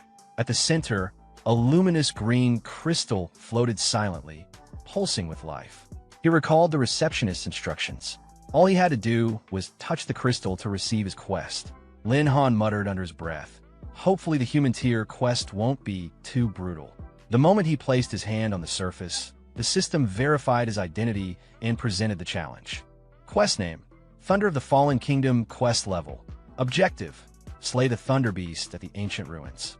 Collect at least 7 energy stones. Location: shattered ruins outside. The temple's massive screen lit up with the announcement. A 5-star advancement quest had been triggered. The crowd burst into an uproar. "Whoa, A 5-star quest. Who the hell triggered that? That's legendary level hell difficulty. Without a strong guild backing you, it's suicide. Inside the room, Lin Han just groaned, his forehead dropping into his palm. What cursed luck did I step in today? A 5-star quest? What kind of karmic disaster is this? The screen outside updated again, listing the quest details. Notice, 5-star advancement quest triggered. Name, Thunder of the Fallen Kingdom level. Objective, slay the Thunder Beast of the Ancient Ruins. Collect at least 7 energy stones. Location, Shattered Ruins. Lin Han let out a sigh of relief. At least the system had masked his identity. If his name had been posted alongside the quest, the trouble would have been endless. Below, the crowd was still in a frenzy. Who's the poor soul that got hit with that nightmare? No way anyone survives that solo. What kind of monster profession master could handle this? Back in the room, Lin Han stretched his arms and took a breath, grateful for one thing, that the crowd didn't know it was him. Lucky they only posted the quest, not the name. Otherwise, I'd be buried in drama. The green crystal cast a mesmerizing light, bathing his face in a calm radiance. But his mind had already shifted into battle mode. The quest was fixed. No time to delay. Far away at the edge of the world lay the shattered ruins, remnants of a once mighty kingdom, now reduced to crumbling stone and silent echoes. Dust-covered relics stood like bones of a dead empire. Not far from the ruins, a fortified camp stood watch over the cursed land, waiting for its next visitor. Disciplined soldiers moved in orderly formation, patrolling the mercenary hub filled with bustling activity. Among them sat a bulky man with a gleaming bald head, dressed in a grease-stained black tank top. A toothpick hung from the corner of his mouth as he grumbled, "No one's taking quests lately. What a cursed month. I'm living on cold water again." Just as he muttered, his eyes flicked to the side and froze. Lin Han walked by. His demeanor was casual, but something about him was impossible to ignore. The bald man straightened instantly, as if jolted by electricity. And he wasn't the only one. Other mercenaries paused what they were doing, their eyes drawn to Lin Han's figure. Suspicion lingered in the air. Some whispered under their breath, "Look at that outfit. Some rich young master got lost. Must be here to try quest. Easy prey. Big fish just walked into the net. Careful," someone warned. "That fish might be your boss someday." A deep voice cut through the murmurs and brought Lin Han to a halt. "Kid, you here for quest?" The bald man stepped forward and thumped his chest. "I'm the captain of Black Wind Mercenaries. Need a reliable crew? We got a solid rep since you're new. I'll even give you a 20% discount." Lin Han remained unbothered. Hands in his coat pockets, voice lazy, he replied, "No need." But the bald man wasn't ready to back off. "All right, how about this? We do it for free, just to make friends." Lin Han's demeanor changed instantly. He grabbed the man's arm, fingers tightening until veins bulged. His voice was cold, sharp as a blade. "I said, no need." With a flick, Lin Han shoved him aside effortlessly like brushing off lint. He stared down at him with disdain. "Free help for a stranger? What kind of fool do you think I am? Mercenaries like you either rob or kill your clients." The man staggered, clutching his aching arm, rage boiling in his chest. "Damn it, I'll crush this arrogant brat." He lunged, but before he could strike, a small knife appeared in front of his face, twirling between slender fingers. "Baldy, hold it." The voice was playful, but laced with venom. A red-haired girl sat nearby, grinning as she stabbed the knife into the table. Her eyes, deep green and filled with malice, locked onto Lin Han. The boss didn't answer her question, but she already knew his thoughts. This is a safe zone. No need to rush. Let him leave first. Then the fun begins. Meanwhile, Lin Han arrived at the entrance of a crumbling ruin. Calmly taking in the surroundings, he noted the atmosphere. This place, Shattered Ruins, was clearly different from Shadow Mountain. It existed in its own separate space. Responding to his call, G stirred and appeared. Lin Han's voice turned serious. "Come out, AI. Time to move." G beamed and hugged his arm cheerfully, full of energy. "Master, I'm ready." Lin Han gently tapped her forehead with a smile. "Good girl. You'll have plenty of chances to fight today." But just then, a new system notification flashed in front of him. He sighed. "Another system quest? Damn. Congratulations, host." Lord Tier quest triggered. Quest name: Heart of Thunder. Objective: Hunt the Thunder Envoy. Collect the Heart of Thunder. Reading through it, Lin Han's eyes lit up. 300 Beast Taming points? Nice. That's a major boost for AI. He pulled out his phone, mind racing. But no clues on where this Thunder Envoy is. I'll need to contact Uncle Tien for some intel. For now, he focused. AI, let's handle the profession advancement quest first. You'll get your beast taming points soon enough. Okay. From the distance, a wild howl pierced the air. A pack of thunder beasts appeared from the sandy hills, their movements swift and sharp like wind-carved blades. These were level 15 monsters known for their ambush tactics and pack attacks. Without hesitation, Ji slammed her fist into the ground. The impact was explosive. The earth shook violently, and several thunder beasts were blasted high into the air, their bodies tumbling like broken sandbags. The survivors dodged and immediately shifted their target, charging straight at Lin Han. But he didn't flinch. He stepped forward as if out for a stroll, eyes calm. Hovering above him was a fiery magic scroll. His voice was dripping with mockery. If you can't beat AI, don't even dream of facing me. With a flick, the scroll fired a massive fireball. Thunder beasts, he teased. Try some roasted meat. Smells good already. The beasts barely had time to react. Their eyes widened in panic as the fireball closed in. We're done for. Barbecue time. The scroll unleashed an endless barrage of flames, raining down like meteors. The entire pack was consumed in fire. The survivors scattered, running for their lives like panicked insects. Warning. You've reached your first transmission level cap. Complete profession advancement to unlock further experience gain. 3 more magic scrolls floated around Lin Han. Fireball technique, heavenly flame technique, and flaming missile. He frowned. You're running already? My scrolls say otherwise. With a wave of his hand, more fireballs chased after the retreating beasts like fiery shooting stars. He turned to AI with a grin. Wrap it up, will you? Got it, she replied, eyes burning with ruthless excitement. The battlefield fell silent once more. Smoke rose from scorched earth. Lin Han casually spun one of the energy stones in his hand, satisfied. Not bad. Got enough in no time. These pricey scrolls really paid off. The system displayed updated information. Beast Companion. Heavenly Horned Ant-type. Ancient Ferocity level. 15. Lin Han glanced at the stats and shook his head. Still no advancement. Wasted all that experience. Although I didn't level up again, jumping from 13 to 15 was still decent progress. Lin Han pulled out his phone, his expression turning serious. He stared at the screen, expecting that the exchange had already sent the coordinates for the Thunder Envoy. Soon, a familiar voice came through the speaker. Little Lin, I've located the Thunder Envoy. Sending the data now. A red blinking dot appeared on the screen. The location was clearly marked, but the voice added a warning. Be careful. The Thunder Envoy isn't easy prey. If you're not at second transmission or above level 15, don't go alone. Lin Han didn't respond. Instead, he turned to IE, his tone firm but calm. More beast taming points up ahead. IE gave a bright nod, eyes shining with energy. Yes, master. Together, they walked off toward the marked coordinates, unaware that they were being watched. Behind a jagged rock, the red-haired girl crouched, her lips curled in a cunning smirk. She'd been observing everything, watching Lin Han casually toss around magic scrolls worth tens of thousands. Quite the big spender, she muttered, eyes locked on him with greedy intent. This time we'll hit the jackpot. Her bald companion stepped up behind her, a low grin tugging at his face. Boss, should we strike now? She raised her hand calmly. No rush. Let him gather more energy stones. That girl next to him isn't ordinary. Once they're tired out, we move. Boss is brilliant, the bald man whispered in admiration. Meanwhile, Lin Han and IE walked arm in arm like a couple, heading toward the coordinates where their target, the Thunder Envoy, awaited. At the designated spot, a massive creature lay slumbering, its body half buried in golden sand. The Thunder Envoy, level 17. Lin Han gave it a disinterested glance and let out a soft sigh. Only level 17? Compared to the Swiftwind Wolf King, this thing's weak. No thrill at all. Still crouched, he pointed toward the beast, excitement twinkling in his eyes like a child about to play a new game. It's time.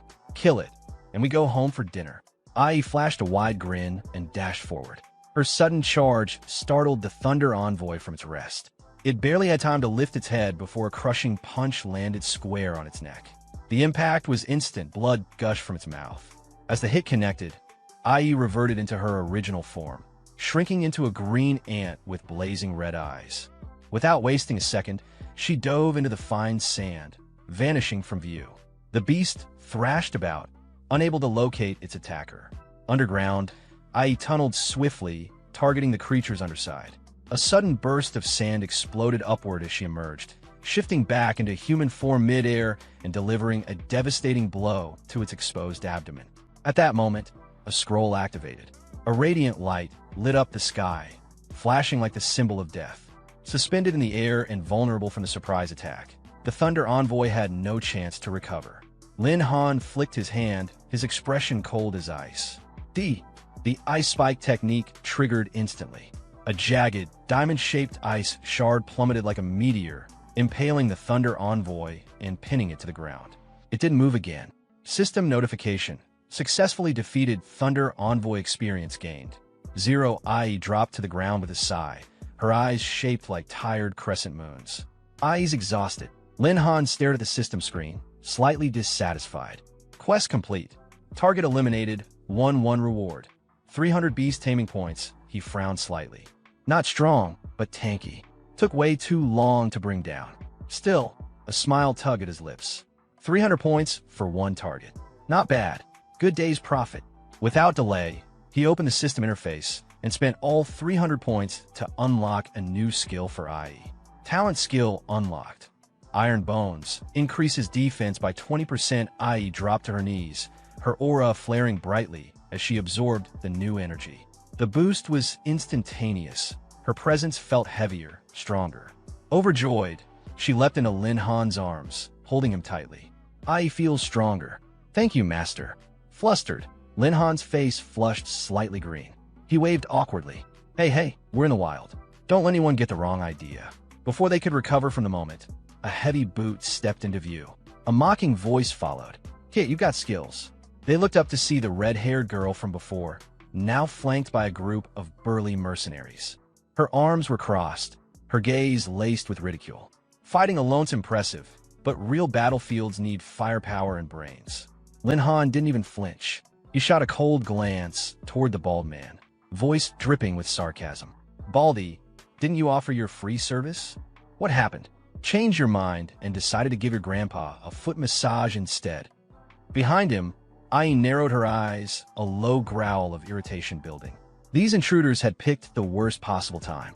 The bald man, still stinging from earlier humiliation, clenched his fists and bellowed.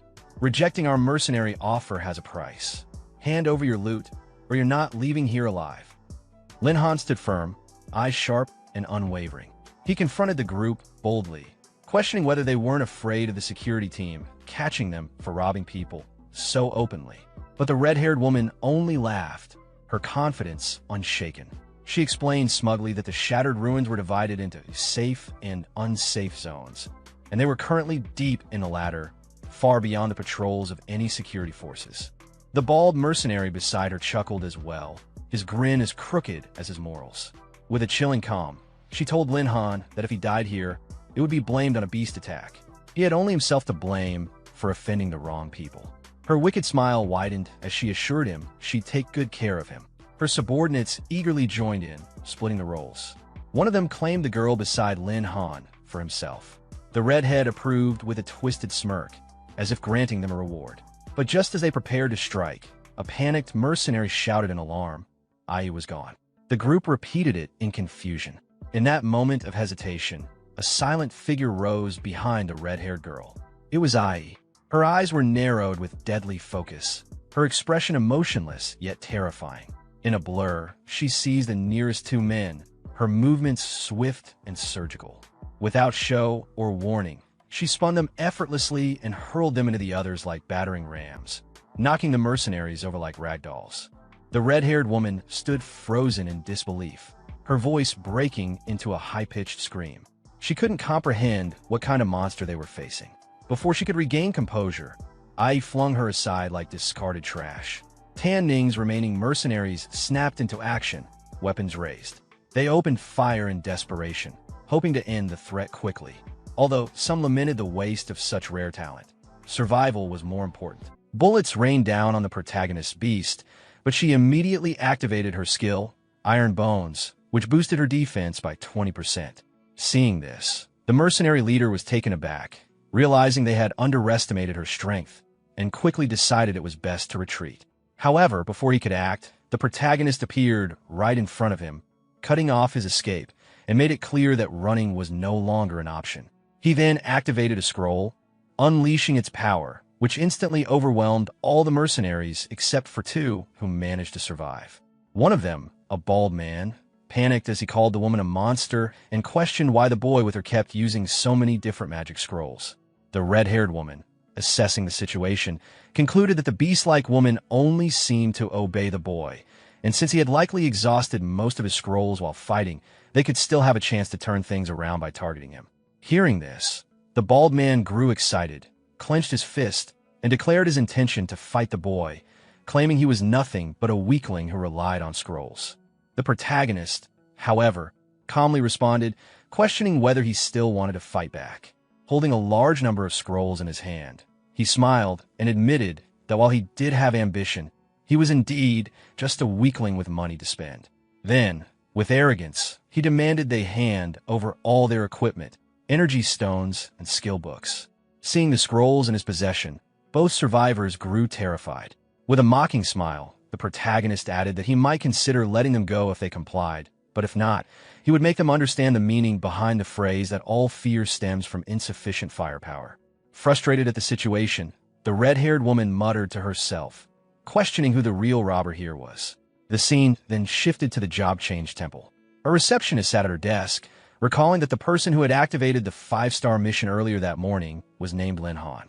She found him rather handsome, but pitied him, thinking his luck was unfortunate, as such a difficult mission would normally take at least 10 days to half a month to complete. Just then, the protagonist appeared before her, greeting her politely and informing her that he had already completed the job change mission and returned to hand it in.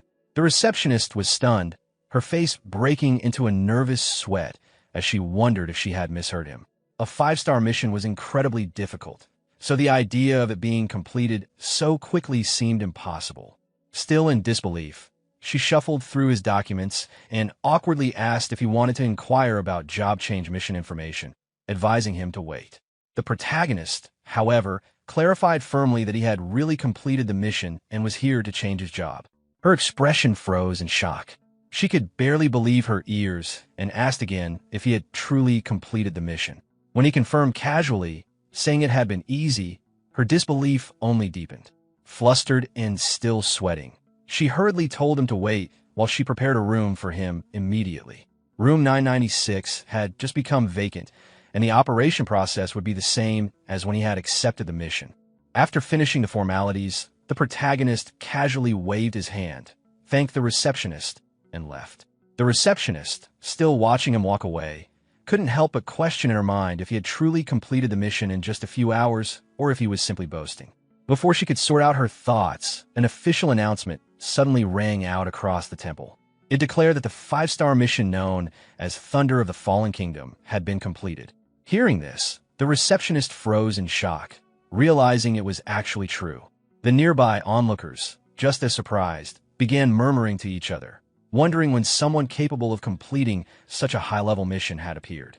At the same time, the protagonist received a system notification congratulating him on completing the job mission and successfully advancing to his second job. His new title was revealed as Beast Tamer. Excited, he realized that he had now undergone a second career change, and the feeling was exhilarating. When he examined his system panel further, detailed information appeared. His name was displayed as Lin Han, his occupation listed as a Yushan scholar at 2nd level with a hidden class. His current level was 10, with attributes showing 1,000 in strength, 900 in agility, 800 in spirit, and 730 in physique. His skill set included Living Soul Contract at level 1, Yushan Space at level 1, and Summoning Book at level 1. Along with the successful job change, new professional talent skills were unlocked. The first was Lightning Wings, which allowed him to fly for 10 minutes with a 1-hour cooldown. The second was Skill Copy, which granted the ability to temporarily copy and use a beast's skills for 5 minutes with a 2-hour cooldown. The third was Bloodline Reversion, enabling a beast's bloodline to revert to its ancestral form. The system then announced a second transfer reward, granting him the opportunity to choose one of 3 additional abilities. The first option was Fusion, allowing him to merge with a beast and unleash combined power. The second was telepathy, enabling direct communication with beasts, improving their favorability and increasing the chances of successfully forming a contract. The third was malicious fluctuation, which could repel hostile creatures, humans included, within a certain range without cooldown. Overjoyed by the unexpected options, the protagonist realized these were entirely new abilities unlocked with his job change. Testing them out, he focused on lightning wings. His body lifted off the ground, and he found himself actually flying. The realization hit him with excitement. Flight was normally a skill that could only be learned through advanced skill books, yet he had unlocked it so early with his hidden class. Considering skill copy, he thought about the possibility of duplicating and using the abilities of his beast companion, i.e., even though the effect would only last 5 minutes. In a critical battle, that temporary advantage could easily decide the outcome. It was a powerful edge, and he was more than satisfied with the potential it offered. The protagonist deactivated his skill and turned his attention back to the system, carefully weighing his options. He considered the upgrade reward, thinking to himself that fusion seemed powerful, and telepathy could certainly improve combat, but there was one option that felt the most practical. At that moment, the system displayed the choices clearly before him. The first option was fusion, which allowed merging with a beast to unleash multiple times his basic power. The second was telepathy, enabling communication with beasts, improving their favorability, and raising the success rate of forming contracts. The third was malicious fluctuation, a skill that could detect malicious creatures, including humans, within a certain range without any cooldown. Seeing this, the protagonist grew excited. The ability to detect malicious intent nearby was essentially an automatic alarm. He thought about the mercenaries from earlier and realized that if he had possessed this skill then, he would have eliminated them long before they had the chance to act arrogantly. With a confident decision, he selected malicious fluctuation, confirming it without hesitation. Just as he made his choice, another notification appeared. A new mission had already been triggered. He wasn't surprised, though. After advancing to his second transformation, it was natural that he would now be tasked with contracting a second beast in order to test the effects of bloodline reversion. The mission details were clear. As a newly advanced second-level beast tamer, he was required to capture and bind a beast. The reward for completing this task would be 500 beast tamer points. Thinking ahead, the protagonist analyzed his current situation. His beast companion IE was strong in one-on-one combat, but its area of effect attacks were lacking. He reasoned that lightning-based attacks could cover this weakness, and if he could obtain a lightning beast, it would be the perfect balance. With that in mind, he decided it was time to pay a visit to Uncle Tion. Leaving the building, he smiled to himself, planning to both gather intelligence and sell off his loot. The scene then shifted to the VIP exchange room. An elderly man stared in shock at the enormous pile of loot before him and asked where the protagonist had managed to acquire so many treasures. Laughing lightly, the protagonist explained that he had simply run into a generous group of people who had kindly donated their belongings, and now he intended to sell everything. He asked Uncle Tion to help count the goods. Uncle Tion turned to 2 young girls assisting him and ordered them to tally up the items and calculate their prices. They quickly obeyed, setting to work. Watching them, the protagonist reflected inwardly. Although the Thunder Beast had dropped a fair amount of treasures, it was nothing compared to the wealth of the mercenary group. Fortunately for him, they had practically rushed forward to deliver their savings into his hands. Without their reckless move, he would never have earned so much so quickly. When the counting was complete, Uncle Tion returned to him and reported the results. The total value of the items came to 13 million Heaven Dragon coins, and he assured the protagonist that he would arrange for the transfer to his card immediately. After receiving the transfer, the protagonist thanked Uncle Tion and mentioned that he was also looking for a Thunder Attribute Beast. He asked if Uncle Tion had any recommendations. Taking the card from him, the old man paused to think, then suddenly recalled something. With excitement in his tone, he explained that news had spread of a high-quality Thunderbird appearing in the Thunder Forest near Yuzhou City a few days ago. He added further details, saying that the Thunderbird might carry an ancient bloodline. Many had already attempted to capture it, but all had failed. Hearing this, the protagonist grew excited and grabbed the old man by the shoulders, shaking him in eagerness. A Thunderbird with an ancient bloodline was exactly what he needed. He quickly asked if there was any more information. Uncle Tion shook his head, admitting that their intelligence network had no more details. However, he revealed that their exchange had purchased a Thunderbird feather. At his signal, a young girl brought forward a wooden box and opened it. Inside was a feather faintly glowing with electrical energy. The old man explained that this feather would react whenever it was close to the Thunderbird. The protagonist stepped closer, marveling at the item, and declared that he would take it. But before he could, Uncle Tion stopped him, reminding him that business was still business. If he truly wanted it, he would be given a friendly price, 1,000,000 Heaven Dragon coins. The protagonist broke into a cold sweat. For that amount of money, he thought, he could have bought more than 10 powerful scrolls. He even muttered inwardly that the old man might as well just go rob people. Still, since this was the only lead he had to locating the Thunderbird, he reluctantly agreed. Awkwardly sweating, he confirmed he would pay the price. Uncle Tion thanked him for the patronage, and the deal was completed. Though it stung, the protagonist comforted himself as he held the wooden box. As long as the feather could make finding the Thunderbird more efficient, then 1,000,000 was worth it. Sometime later, he entered the Thunder Forest. The area he found himself in was known as the Thunder Leopard Habitat, a bronze and silver level training ground recommended for levels 0 through 20. He recalled Uncle Tion's words. The feather would glow if he got within 10 meters of the Thunderbird. Opening the wooden box and staring at it, he realized the flaw in that logic. 10 meters was practically point-blank range. If he got that close, he would see the Thunderbird directly without needing a feather to guide him. Frustrated, he tossed the box to the ground, cursing it as a scam. After a moment, however, he picked it back up, reasoning that since he had already spent 1,000,000 on it, he might as well use it. He then thought carefully about how to search for the Thunderbird, convincing himself that crossing the forest shouldn't be too difficult. A smile formed on his face. With Ai alone, he was already strong enough to run rampant in the Silver Zone. If he managed to collect another beast, he could potentially dominate the Golden Zone as well. Just then, his Ant Beast companion emerged, clearly displeased. She expressed her frustration and scolded him, accusing him of being a bad master for not being satisfied with her and still wanting to search for another beast. Hearing his companion's complaint, the protagonist only smiled and gently reassured her not to be angry. Just then, a desperate cry for help echoed through the forest. He turned his head in the direction of the voice and spotted a pink-haired girl running frantically, pursued by a beast.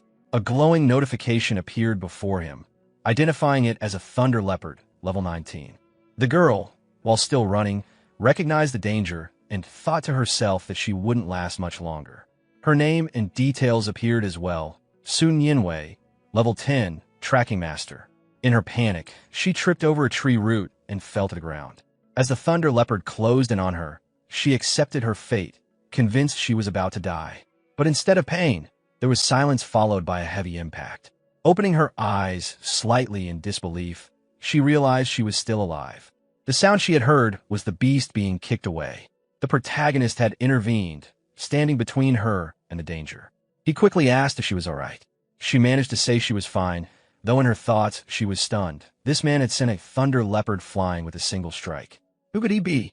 Still shocked, she warned him that Thunder Leopards weren't so easily dealt with, urging him to run. But the protagonist only smiled with confidence, dismissing the threat. He hinted that the beast wouldn't be his problem to handle, as someone else would deal with it. True to his words, his Ant Beast appeared and clashed with the Thunder Leopard. Using its iron bone skill, the creature grew larger and more ferocious, resembling a true wild beast in combat. The protagonist observed the transformation with interest, impressed by the unexpected power his companion displayed. The girl, however, mistook the arrival of the Ant Beast for another hostile monster, her expression turning hopeless. The protagonist extended his hand to help her up, asking if she was hurt and if she could stand. Instead of answering, she panicked and pulled him away, insisting that any creature capable of suppressing a Thunder Leopard had to be at least level 20. She believed escape was the only option before it noticed them. At that moment, the Ant Beast defeated the Thunder Leopard and stood triumphantly atop its corpse, glaring at the girl with hostility for trying to drag its master away. The beast chirped angrily in protest. The girl began to explain herself, but the protagonist calmly reassured his companion instead, praising her for a job well done. He patted the Ant Beast affectionately and promised her a reward once they returned home. Witnessing this scene, Sun Yinwei was dumbfounded. None of it made sense to her. The protagonist then asked for her introduction. The ant beast shrank back down to its smaller form and perched on his shoulder. Turning to face her, he introduced himself as Lin Han, a beast tamer, and clarified that the ant beast was his contracted companion, nothing she needed to fear. Recognizing his identity, the girl exclaimed in excitement. She recalled rumors spreading in a nearby city about the awakening of a hidden class, Beast Tamer. Now it was clear to her that the rumors were true. Lin Han, however, calmly denied it, saying it wasn't a legend at all. As the girl approached, she smiled and remarked with curiosity. Beast Tamers were known for relying on their contracted creatures, yet this one could fight so strongly with just his fists. She also asked what kind of ant he had. It was astonishing that it had been able to bite a thunder leopard to death. Before she could say more, the ant beast smacked her across the face. Shocked, she cried out. The protagonist quickly calmed his companion, telling her not to lose her temper. Still, the ant beast chirped angrily, warning the girl not to get too close to its master. The protagonist then turned back to the girl, asking why someone who didn't seem very strong would come to such a dangerous place. She introduced herself as Sun Yinwei and explained that she was here on a second-level mission. Unfortunately, her bad luck had landed her with a 4-star task, which had put her in this predicament. Out of curiosity, she asked why he was here. He thought for a moment before replying that his goal was the Thunderbird rumored to be in this forest. Hearing this, her eyes lit up with excitement. She said it was perfect because as a tracking master, she could help him find it as thanks for saving her life. The protagonist considered this in his mind. Though the tracking masterclass lacked combat ability, it excelled at locating targets. That could be very useful that he agreed to rely on her for this mission. They shook hands, both agreeing without hesitation. Still, Sun Yinwei cautioned him with a gentle smile. Her abilities were limited, and tracking would work better if they had an item tied to the Thunderbird. The protagonist took out the wooden box and revealed the feather. He asked her if it would work. She was immediately surprised. It was a Thunderbird feather, the very same kind that had been sold at an enormous price on the black market. Examining it carefully, she confirmed that the feather was perfectly preserved, which meant she could indeed lock onto the Thunderbird's location. But she warned that using her skill might damage the feather, so if he planned to sell it for money, it could be a waste. He only smiled and reassured her. To him, the feather was useless unless it served its purpose. If it broke, that was his responsibility. Sun Yinwei accepted his decision and began channeling her ability. Activating her tracking skill, object tracking, she focused on the feather. A streak of lightning burst forth from it, darting ahead like a guide. With excitement, she announced that she had found the Thunderbird's trail. As long as they followed the light, it would lead them to their target. Seeing this, the protagonist's own excitement rose. Without hesitation, he agreed, urging them to get moving. As they moved side by side through the forest, the protagonist suddenly halted, sensing danger ahead. He warned that a group of ferocious beasts was blocking their path. The girl, startled, asked what she should do. Nervously, she suggested they take a detour, even pressing closer to him as she did so. This irritated IE slightly, but before the tension grew, the protagonist decided there was no need to avoid the beasts. He summoned IE, who immediately launched herself at the monsters. In moments, the enemies were annihilated. The system acknowledged the kill, rewarding him with experience, but instead of focusing on the numbers, the protagonist smiled, impressed by IE's eagerness. Internally, he noted how she could overwhelm entire groups on her own, fully living up to his expectations. Yet, he also wondered why she seemed unusually irritable that day. When the battle ended, IE proudly looked back at him, as if declaring the job done and awaiting his approval. The protagonist felt her excitement clearly, recognizing how much she sought his acknowledgement. They continued walking, and the girl looked at the remains in shock. She questioned if all the beasts had truly been slain by such a small ant. The protagonist confirmed calmly, remarking that the creature could easily handle such threats. Inside, he was pleased to realize he had advanced to level 11. His attributes had increased significantly, and he had gained additional points he could allocate as he wished. Just then, Ai shifted into her human form and abruptly pushed the girl away from her master. The protagonist laughed awkwardly at her behavior, lightly scolding her playfulness and telling her to return to her original form. Ai instantly obeyed her master's order and returned to her original size. From the ground, Sun Yinwei, the pink-haired girl, wiped the sweat from her face. At first, she thought they were being attacked by another ferocious beast, but upon seeing the protagonist calmly speaking with the ant girl, she realized it was just his companion. Dusting off her legs, she muttered to herself that she had been frightened for nothing. The protagonist then instructed Ai to stay in her smaller form, so she could move around more easily. Sun Yinwei, however, couldn't shake the awkward feeling that the little ant was deliberately targeting her. Meanwhile, Ai's eyes were full of hostility. In her mind, she swore that if this girl tried to seduce her master, she would rip her apart, though she promised herself not to kill her outright. Sun Yinwei, completely oblivious to the hostility, interpreted the look differently. To her, the ant seemed harmless and even adorable. Convinced it was her imagination, she grew excited and reached out to poke the small creature, eager to play with it. Inside, Ai was fuming. She found the girl unbearably annoying, but she restrained herself, knowing the other wouldn't survive a real attack. In desperation, she mentally cried out for her master to save her. The protagonist gave an awkward smile and reminded Sun Yinwei not to overdo it, warning her that Ai would lose her temper if provoked further. To redirect the situation, he pointed toward the forest, instructing Ai to clear the path ahead since more beasts were approaching. With that command, Ai rushed forward. Soon, a series of victories followed one after another. Thunder beetles, electric bees, and thunder steel pigs were all slain in succession. Each kill brought a surge of experience that rapidly advanced the protagonist's level. In quick progression, he climbed from level 12 all the way to level 15, his overall attributes increasing dramatically with each breakthrough, along with a large pool of additional points he could freely assign. Overwhelmed with joy, the protagonist felt tears well up. The rush of growth, the strength flooding into his body, it was exhilarating. At that moment, his updated status became clear.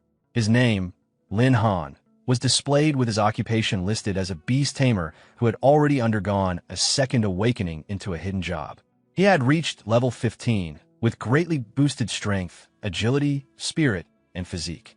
Although he carried no equipment, his arsenal of skills included the living soul contract, beast taming space, summoning beast taming, malice wave, lightning wings, and skill copy, all at their first level. On top of that, he still held a vast reserve of unassigned attribute points, ready to be allocated as he saw fit. Upon seeing his rapid growth, Lin Han reflected on his progress. In such a short time, he had already reached level 15. At this pace, he knew it would not be long before he would be ready to challenge a third-level mission. At the same time, Ai's own status became clearer. As a skyhorned ant, her race was classified as one of the ancient 10 evils. Her strength had risen to astonishing levels, far surpassing ordinary beasts. Her raw power, agility, spirit, and physique all towering around and above 2,000, with her physical resilience alone breaking 3,000. When Ai returned from her battles, Lin Han acknowledged her effort, telling her she had worked hard. Sun Yinwei, however, responded with mixed feelings. To her, it wasn't just hard work. Lin Han and Ai together had nearly destroyed the Thunder Forest in the process. Yet despite her complaints, excitement soon lit up her expression. She explained that with so many beasts already cleared, there was no longer any need to avoid danger. She could sense the Thunderbird's location directly ahead and urged them to move quickly. As Lin Han looked into the forest, his confidence faltered for a brief moment. He noticed Ai reacting uneasily, and this gave him pause. As an ancient beast herself, Ai rarely showed fear. Could it be that something even she dreaded was lurking ahead? Soon, the answer revealed itself. Perched on a branch high above was a majestic Thunderbird. Lin Han instantly recognized it, his heart racing. This creature was only level 13, yet the potential it carried was immense. If he could complete a contract with it, the game would be extraordinary. But before he could act, the Thunderbird spread its wings and took flight. Sun Yinwei grew alarmed. She pointed out the obvious disadvantage. Neither of them had the ability to fly, and once airborne, the Thunderbird would be impossible to catch. All their effort could have been for nothing. Lin Han, however, only smiled with confidence. In the next moment, he activated one of his unique skills, lightning wings. Brilliant arcs of electricity spread from his back, forming radiant wings of pure thunder. Sun Yinwei froze in disbelief, her eyes wide. Flight was supposed to be impossible for their kind, Yet right before her, Lin Han had taken to the air. Soaring through the skies, Lin Han closed the distance to the Thunderbird. He called out to it, offering a contract, promising food and shelter if it chose to follow him. The Thunderbird looked back at him, startled by the proposal, and immediately darted away with a sharp cry. Lin Han sighed, a little thrown off by its reaction, but quickly gave chase. Rather than seeing it as an obstacle, he found the creature's defiance amusing. He shouted down to Sun Yinwei, telling her to wait below, and she agreed, watching anxiously from the ground. Closing in again, Lin Han extended his hand toward the bird. He tried to coax it, insisting that following him would only bring benefits. Yet the Thunderbird, unwilling to submit so easily, accelerated once more, slipping from his grasp. Annoyed, Lin Han pushed harder, but then the Thunderbird suddenly released its power, surrounding itself with a surge of violent thunder. Rather than being discouraged, Lin Han's excitement grew. He recognized its resolve. Unable to flee, it had chosen to face him head-on. That courage, he thought, was admirable. In response, Lin Han unleashed his own strength, colliding with the Thunderbird in a fierce clash of speed and lightning. With precision and force, he overpowered it and finally caught it by the neck, suppressing its resistance. The contract was sealed. Immediately, details about his new beast companion became clear to him. The Thunderbird belonged to the Blue Thunderbird branch at level 13. Its attributes were impressive for its rank, over 500 in strength, more than 700 in agility, and balanced spiritual and physical power as well. Lin Han couldn't help but smile. The capture had been difficult, but the reward was more than worth it.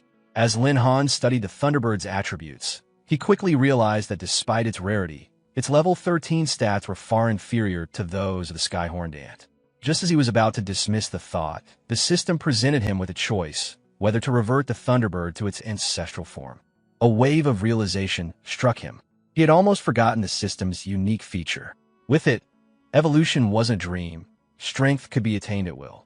Without hesitation, he chose to revert the Thunderbird 10 generations back. The transformation was immediate.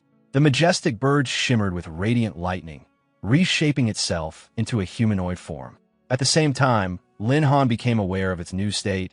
It had successfully evolved into the Thunder Emperor, one of the ancient 10 evils, now at level 18. Its attributes had skyrocketed, agility alone surpassing 3,000. It had even gained devastating new skills, one that could call down unpredictable lightning strikes within a kilometer, and another that greatly enhanced its speed. Lin Han's lips curled into a confident smile. As expected of a true Thunder Beast, it had leapt 5 levels in one transformation.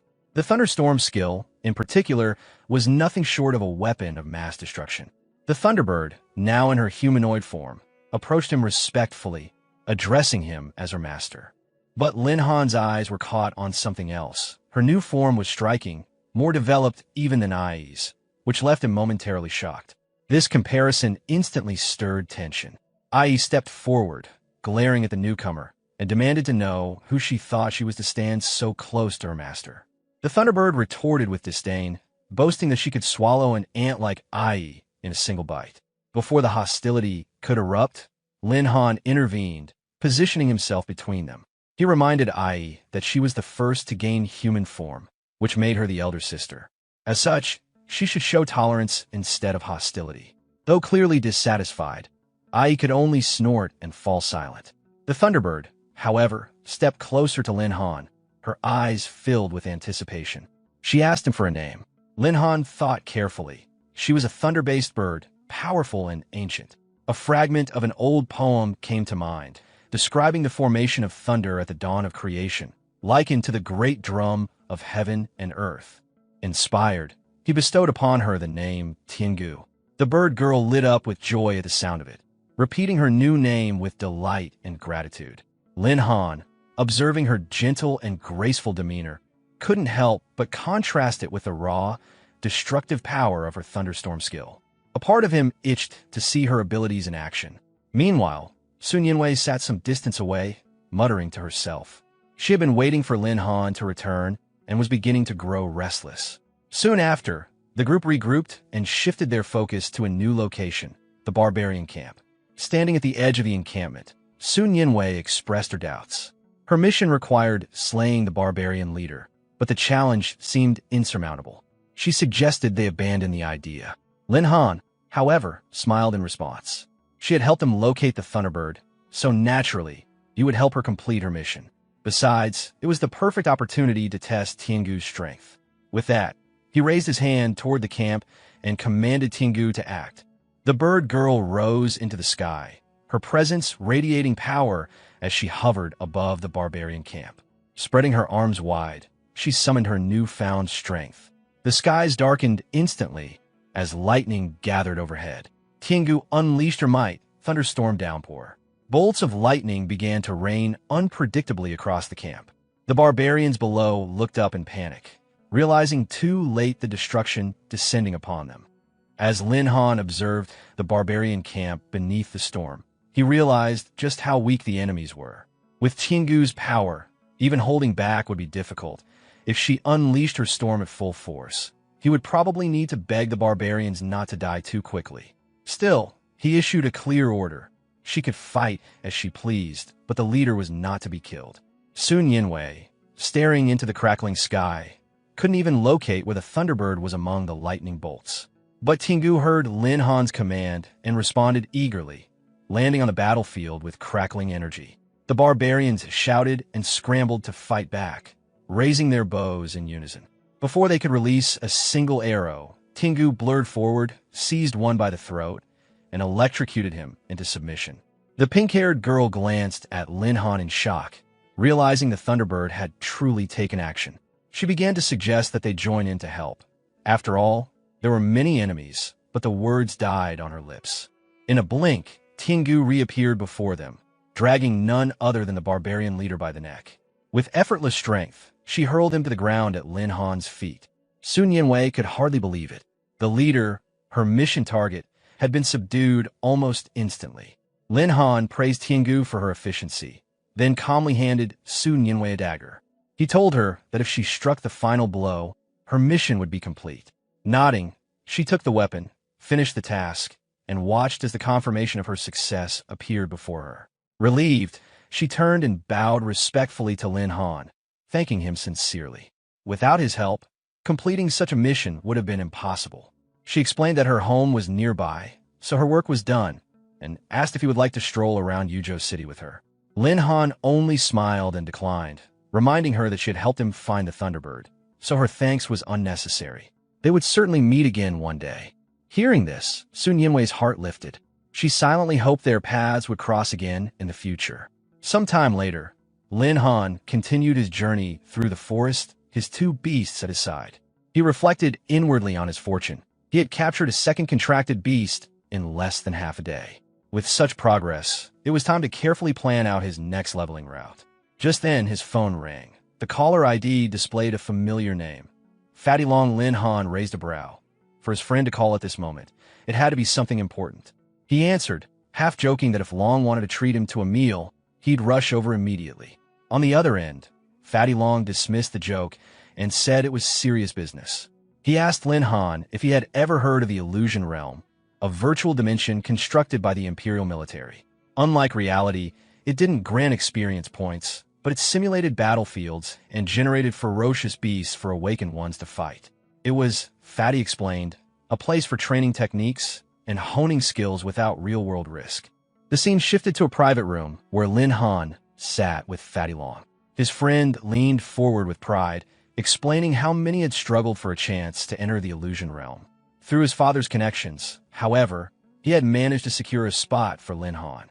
Hearing this, Lin Han thought to himself that although Tiangu and Ai excelled in individual combat, their coordination as a team was far from ideal.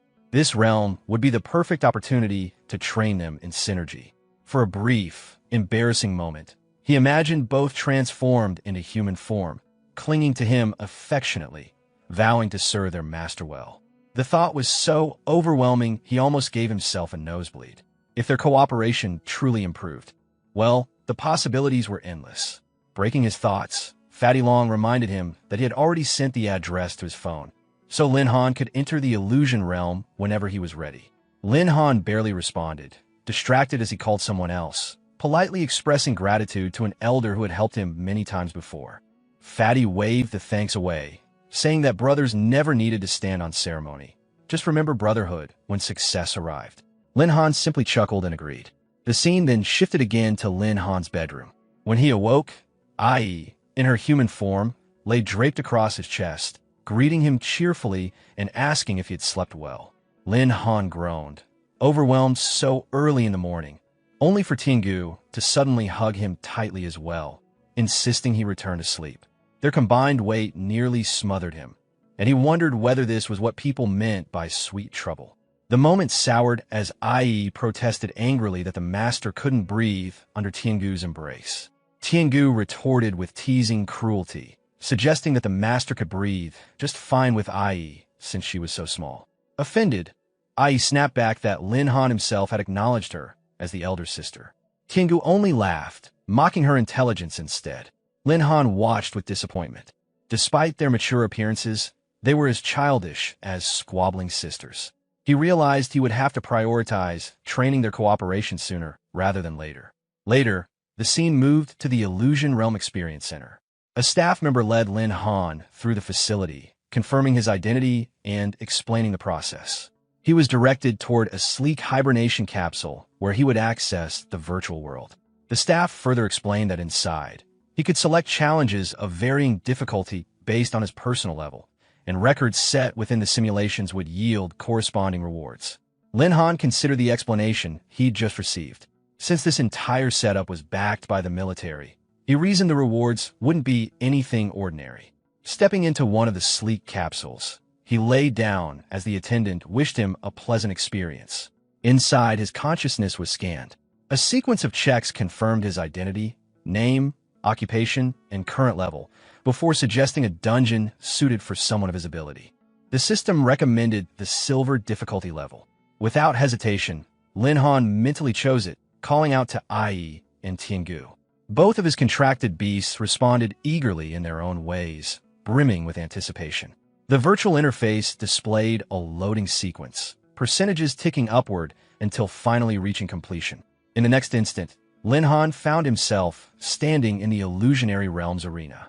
3 wolves materialized before him. With a wry smile, he recognized them as familiar low-level opponents he had faced before. Before he could act, Ai leapt forward, determined to prove herself. Declaring her intent to outshine Tiangu, she crushed all 3 wolves in an instant. After the easy victory, she turned toward the Thunderbird with a smug expression, clearly taunting her. But more enemies appeared behind Tiangu, an entire pack of wolves of the same level. Without even looking back, the bird girl dismissed Ai's arrogance as childish and unleashed her thunderous power. Lightning exploded outward, annihilating the wolves in one devastating strike. She then coldly remarked that this was what true strength looked like. Lin Han sighed and tried to calm them, reminding both that they were one family and should support each other. But Ai pouted and said she couldn't get along with that stinky bird, while Tiangu retorted that they were too different to get along anyway. As they bickered, more wolves spawned, some even appearing above Lin Han himself. Irritated, he smashed one aside with his bare fist, muttering in frustration that even the dungeon monsters seemed to be picking on him. His sudden act shocked both companions. They rushed to his side, panicked, asking if he was hurt. Ai blamed herself for not protecting him better, while Tiangu admitted fault as well, guilt washing over both for letting jealousy distract them from their duty.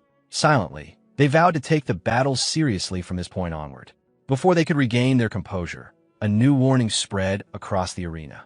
The 3rd wave of beasts was on its way, this time composed of monsters edging toward level 20.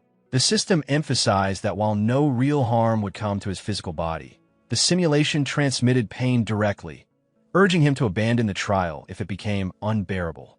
Lin Han, however, only smiled with confidence. He thought to himself that even many rare frontline professions would struggle at this level of difficulty. But for him, it was the perfect challenge. One of the wolves lunged straight at Lin Han. In that instant, he reminded himself of a core truth. The greatest weakness of a beast tamer was his limited personal combat strength.